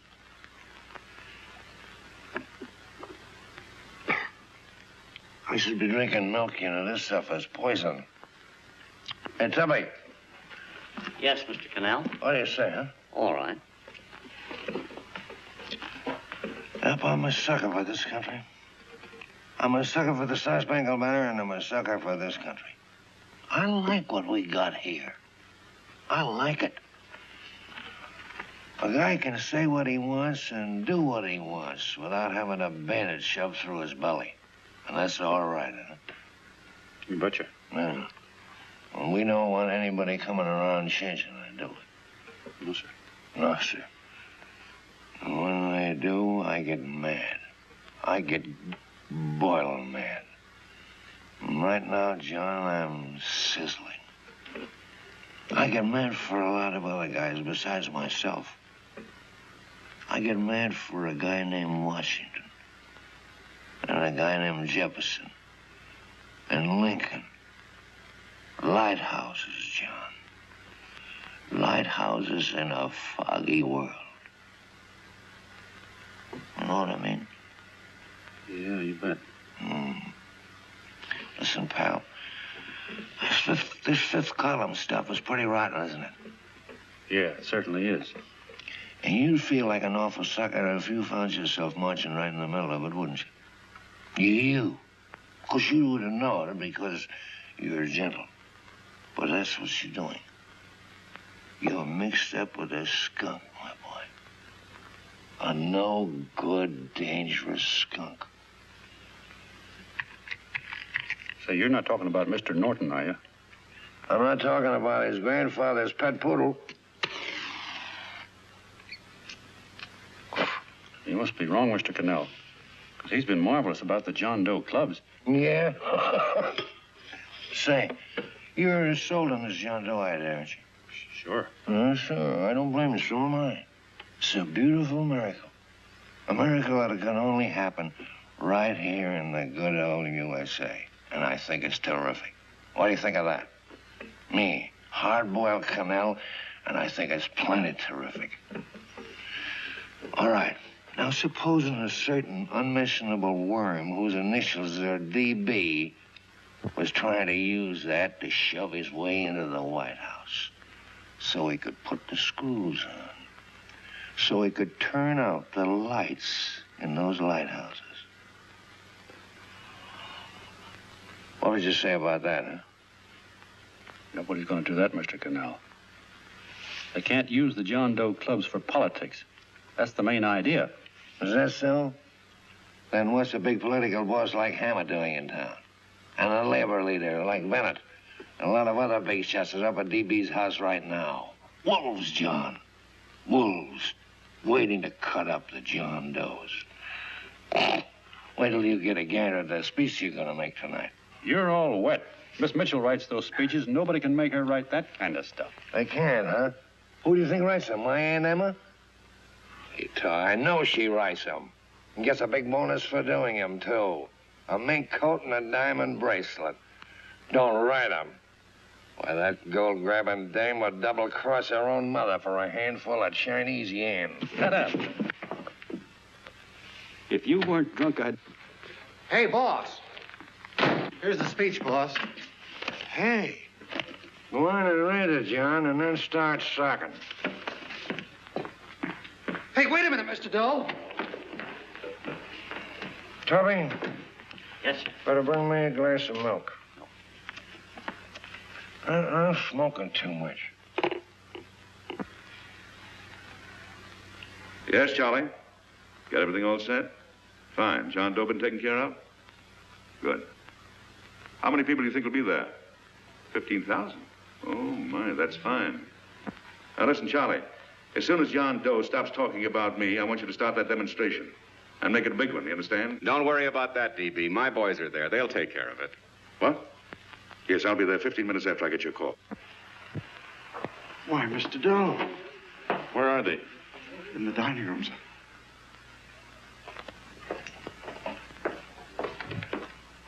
Now, gentlemen, I think we're about ready to throw that great big bombshell. Yeah, well, it's about time. Even a conservative estimate shows that we can count on anywhere between 10 and 20 million John Doe votes. I'll add to that the labor vote that Mr. Bennett will throw in, and the votes controlled by Mr. Hammett and the rest of you gentlemen in your own territories, and nothing can stop us. As I said before, I'm with you, providing you can guarantee the John Doe vote. Don't worry about that. You can count on me on one condition. Little Bennett's got to be taken care of. Didn't I tell you that everybody in this room would be taken care of? My agreement with you gentlemen stands. I'm with you, D.B., but I still think it's a very daring thing we're attempting. These are daring times, Mr. Barrington. We're coming to a new order of things. There's too much talk been going on in this country. Certainly. Too many concessions have been made. True. What the American people need is an iron hand. You're right. That's true. You're quite right, D.B. Discipline. Right. And now, may I offer a little toast to Miss Ann Mitchell? The brilliant and beautiful lady who is responsible for all this. Miss Mr. Norton, I'd like to talk to you alone for a minute. Oh, Miss Mitchell has something to say to us. That's fine.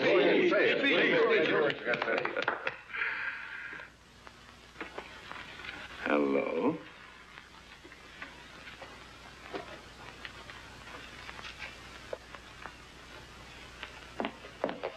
John, I'm so glad to see you. I was terribly worried. Did you write this?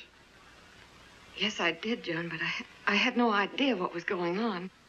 You didn't? No. That's a swell bracelet you're wearing. John, why aren't you at the convention?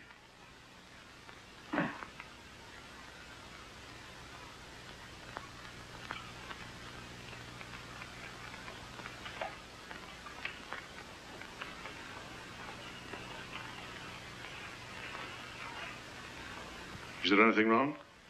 No, nothing's wrong. Everything's fine. So there's going to be a new order of things, huh? Everybody's going to cut himself a nice fat slice of the John Does, eh? You forgot one detail, Mr. Big Shot. You forgot me, the prize stooge of the world. Why, if you or anybody else thinks he's going to use the John Doe clubs for his own rotten purpose, he's going to have to do it over my dead body. Oh, hold on a minute, young man. Hold on. That's rather big talk. I started the John Doe clubs with my money. And I'll decide whether or not they're being properly used. No, you won't. You're through deciding anything. And what's more, I'm going down to that convention, and I'm going to tell those people exactly what you and all your fine-feathered friends here are trying to cook up for them. And I'm going to say it in my own words this time. Stop it, You ruined us, D.B. Wait a minute, fella. My uncle wants to talk to you. Listen to me, my son. Before you lose your head completely, may I remind you that I picked you up out of the gutter and I can throw you right back there again? You've got a nerve accusing people of things. These gentlemen and I know what's best for the John Does of America, regardless of what tramps like you think. Get off that righteous horse of yours and come to your senses. You're the fake. We believe in what we're doing. You're the one that was paid the 30 pieces of silver. Have you forgotten that? Well, I haven't. You're a fake John Doe, and I can prove it. You're the big hero that's supposed to jump off tall buildings and things. Do you remember? What do you suppose your precious John Does will say when they find out that you never had any intention of doing it, that you were being paid to say so? You're lucky they don't run you out of the country. With the newspapers and the radio stations that these gentlemen control, we can kill the John Doe movement deader than a doornail. We'll do it, too, the moment you step out of line. Now, if you still want to go to that convention and shoot your trap off, you go ahead and do it.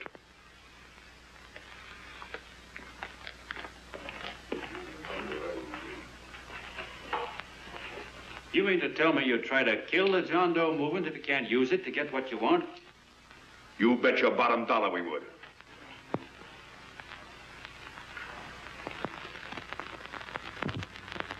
Well, that certainly is a new low.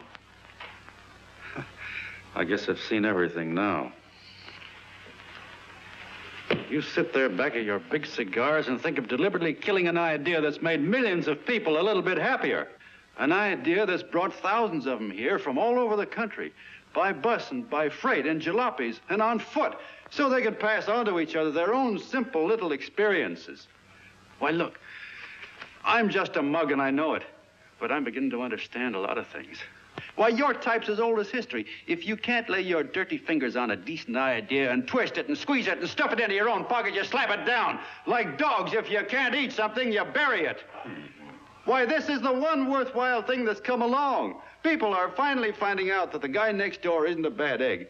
That's simple, isn't it? And yet a thing like that's got a chance of spreading till it touches every last doggone human being in the world, and you talk about killing it. Why, when this fire dies down, what's going to be left? More misery, more hunger, and more hate. And what's to prevent that from starting all over again? Nobody knows the answer to that one, and certainly not you with those slimy, bollocksed-up theories you got.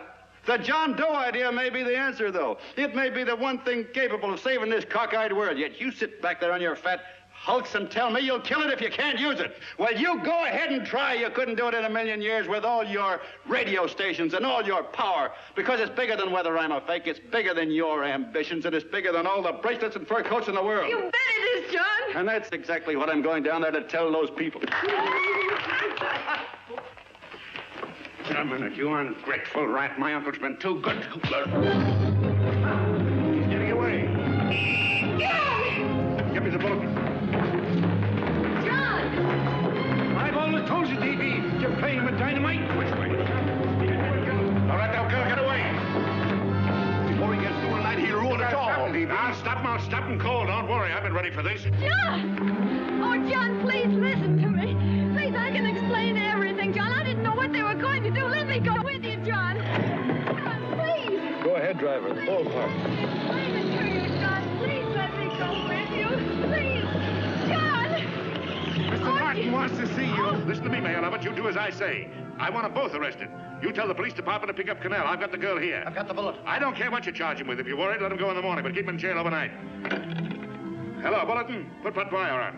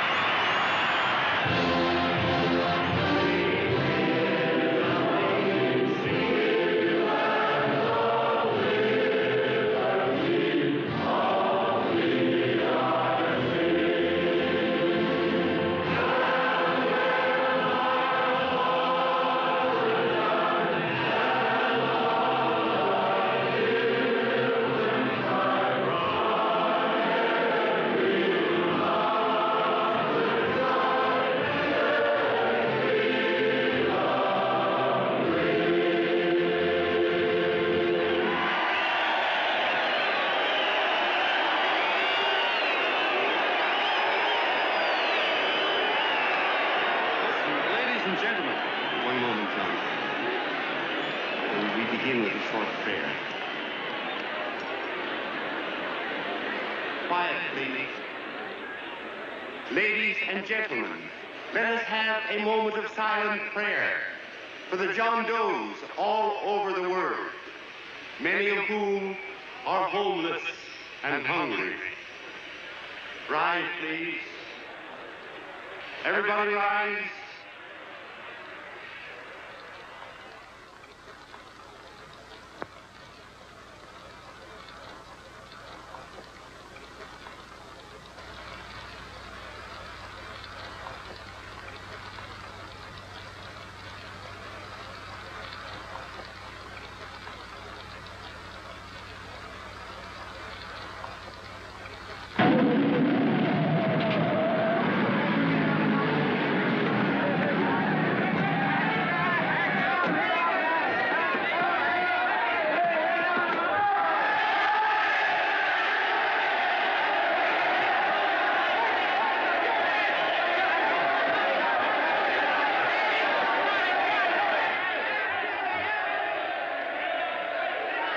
Newsboys.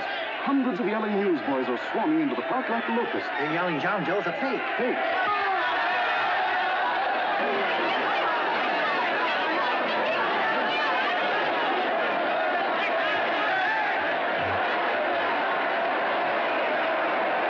Federal investigation urged by Chamber of Commerce. How could he be a fake? It must be some kind of a gag.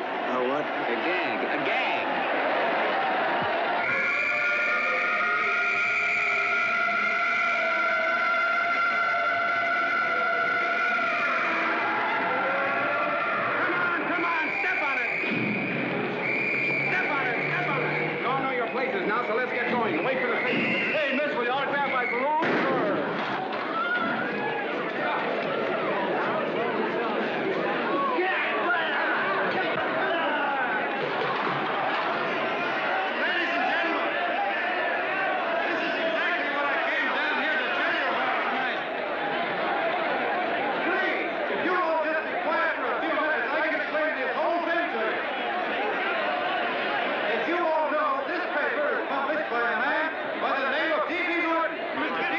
Wait a minute! Wait a minute, ladies and gentlemen. My name is D.B. Norton. You all know me. I accuse this man of being a faker. We've been taken for a lot of suckers, and I'm the biggest of the lot. I spend a fortune backing this man in what I believe to be a sincere and worthy cause, just as you all did. And now I find out it's nothing but a cheap racket cooked up by him and two of my employees for the sole purpose of collecting dues from John Does all over the country. That's a lie. It's not a lie. Nickels and dimes to stuff into their own pockets. You can read all about it in the newspapers there. That's a lie. Listen, ladies and gentlemen, don't believe what... This man had no intention of jumping off the top of a building. He was paid to say so. Do you deny that? That's got nothing to do with it. Were you paid for it or weren't you? Yes, I was paid, but there happened... And what about the suicide note? You didn't write that either. What difference Did you write it or didn't you? No, I didn't write it. Now, you bet your life you didn't. You look in your papers, ladies and gentlemen, and you'll find Miss Mitchell's signed confession that she was the one who wrote it. Listen, folks, it's a fact that I didn't write the letter. There, you see, he admits it. You're a fake, John Doe. Now, for what you have done to all these good people, they ought to run you out of the country. And I hope they do it.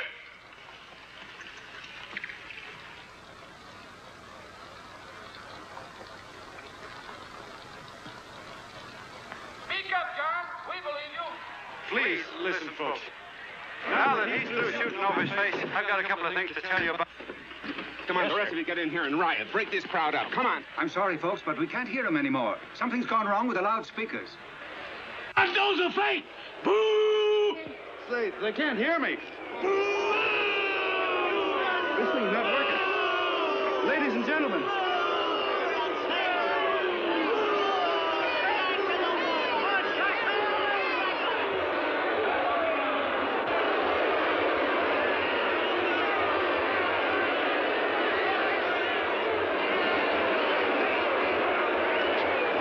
This thing's bigger than whether I'm a fake. Look, Bert, you believe me, don't you? Sure, I believe you. Walking my legs off, digging up 5,000 signatures for a phony. Well, there you are, Mr. Doe. 5,000 names asking you not to jump off any roof. It makes no difference, Bert. The idea's still good. We don't have to give up our club. Yeah, well, you can have it. They're starting to throw things. Somebody's going to get hurt. I'm afraid it'll be John Doe. Listen to that mob.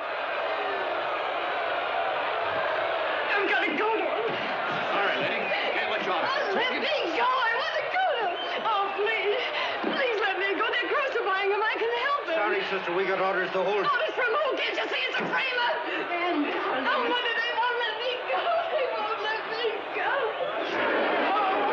Listen, folks. You gotta listen to me, everybody. Back to the jungle, you hobo! Just another racket. Stick to your clubs. We've been fed baloney so long, we're getting used to it.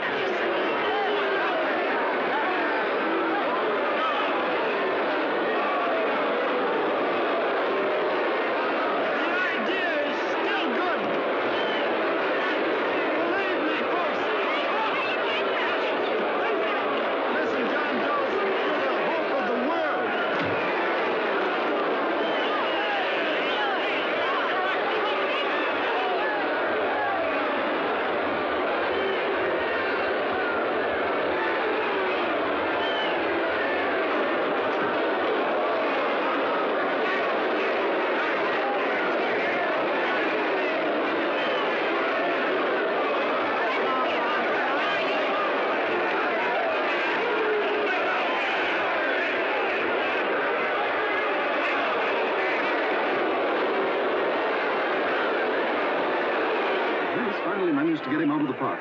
If that boy isn't hurt, it'll be a miracle. Ladies and gentlemen, this certainly looks like the end of the John Doe movement. Well, boys, you can chalk up another one to the Pontius Pilates.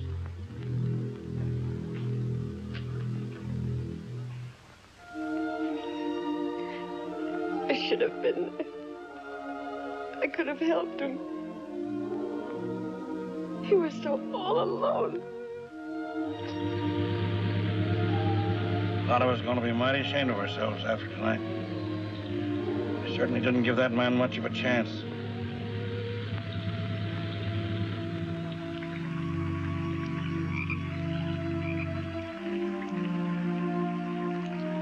Have some more coffee, Long John? No thanks, Carl.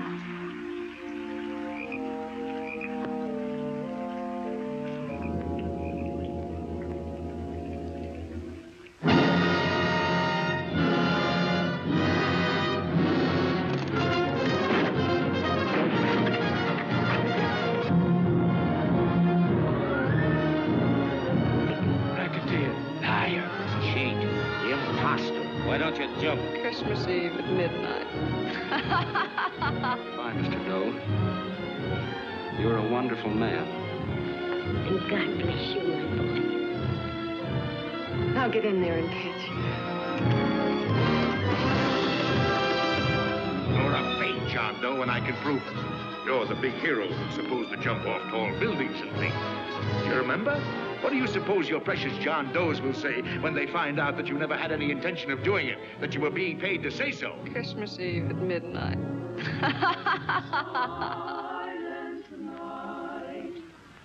Holy night, shepherds quake at the sight, glory stream from heaven afar. Merry Christmas, son. Merry Christmas. Christ the Savior is born. Christ the Savior is born. Thank you, sir.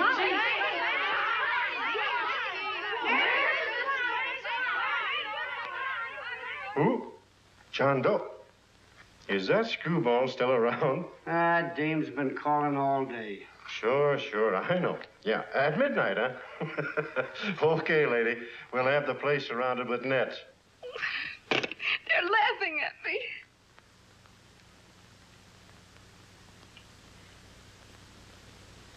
You're a sick girl, Anne. You better take it easy. Whom are you calling now? You called that number not 10 minutes ago. Hello, Mr. Cannell. Have you seen him yet? Have you... Now, listen, Ann. He can't possibly get in without our seeing him. I'm watching the side door, and the colonel's out front, so stop worrying. Oh. Thank you.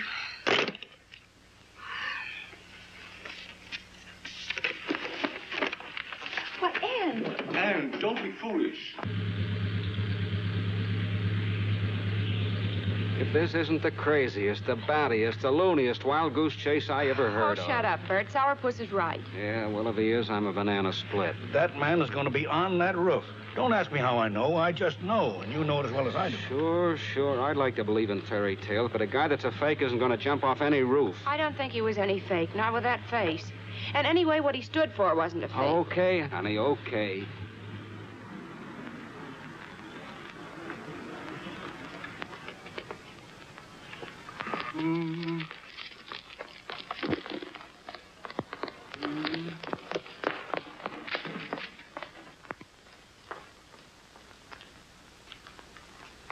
Elevators ain't running.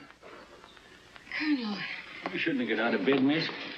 has he been here? No. Have you seen him? I ain't seen him for a week. Where's Cannell? He's watching the other door. Oh, you're swell.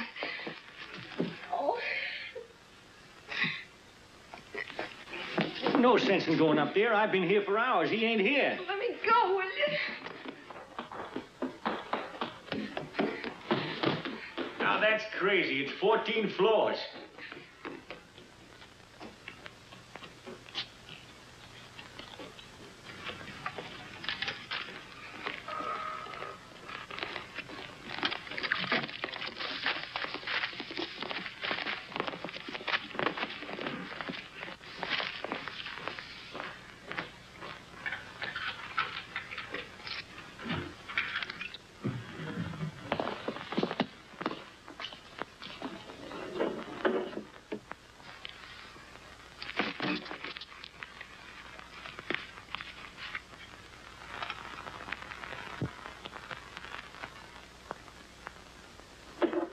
As far as the elevator goes, we gotta walk up to the tower.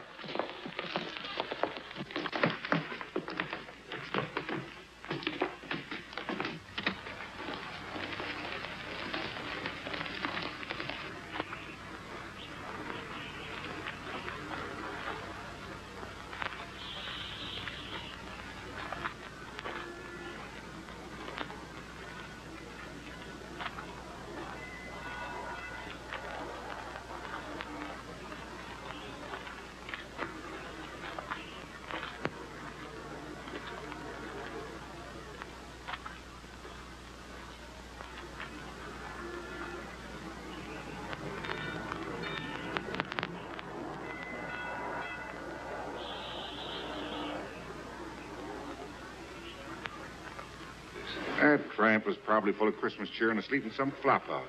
Let's go. I've got to decorate my tree.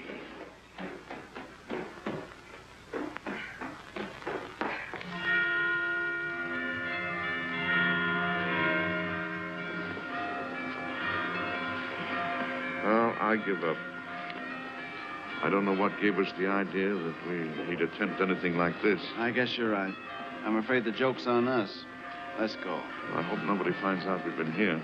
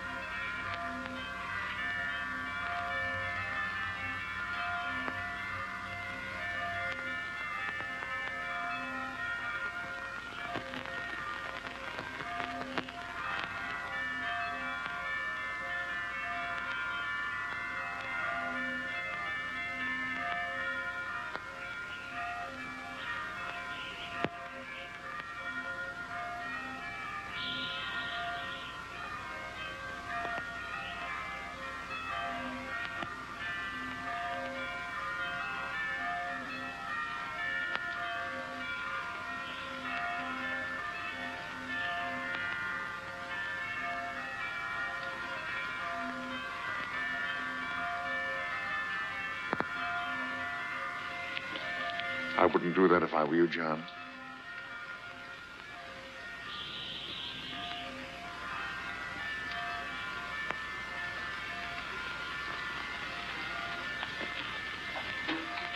It'll do you no good.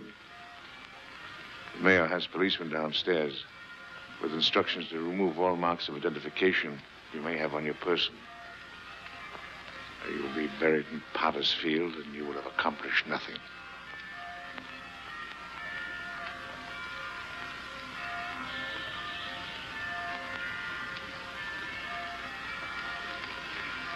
I've taken care of that. I've already mailed a copy of this letter to Mr. Cannell.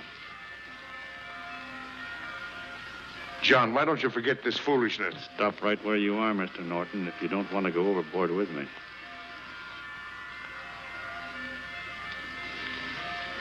I'm glad you gentlemen are here. You killed the John Doe movement, all right. But you're going to see it born all over again.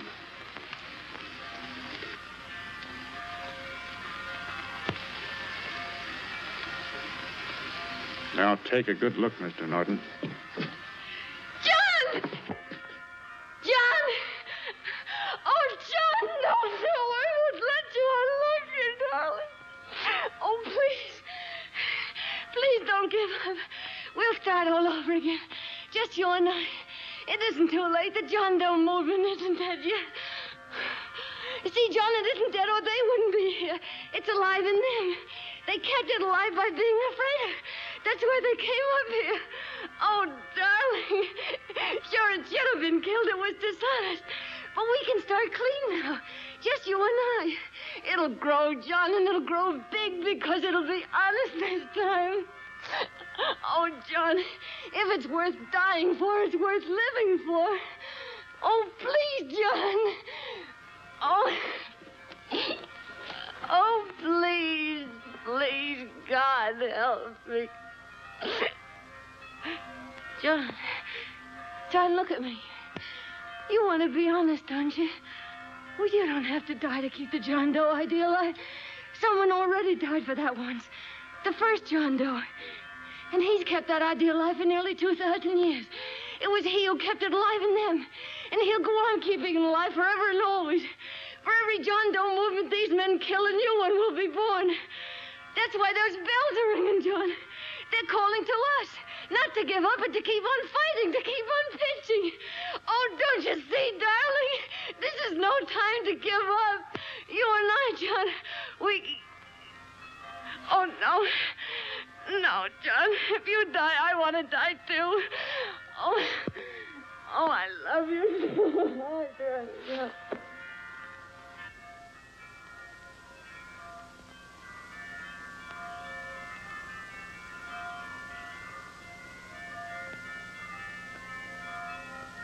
Mr. Doe, you don't have to. We're with you, Mr. Doe. We just lost our heads and acted like a mob. What Bert's trying to say is that we need you, Mr. Doe. There were a lot of us that didn't believe what that man said. We were going to start up our John Doe Club again, whether we saw you or not. Weren't we, Bert? And there were a lot of others that were going to do the same thing. Well, Mr. Sourpuss even got a letter from his cousin in Toledo. I got it right here, Mr. Doe. Only it'd be a lot easier with you. Please. Please come with us, Mr. Doe.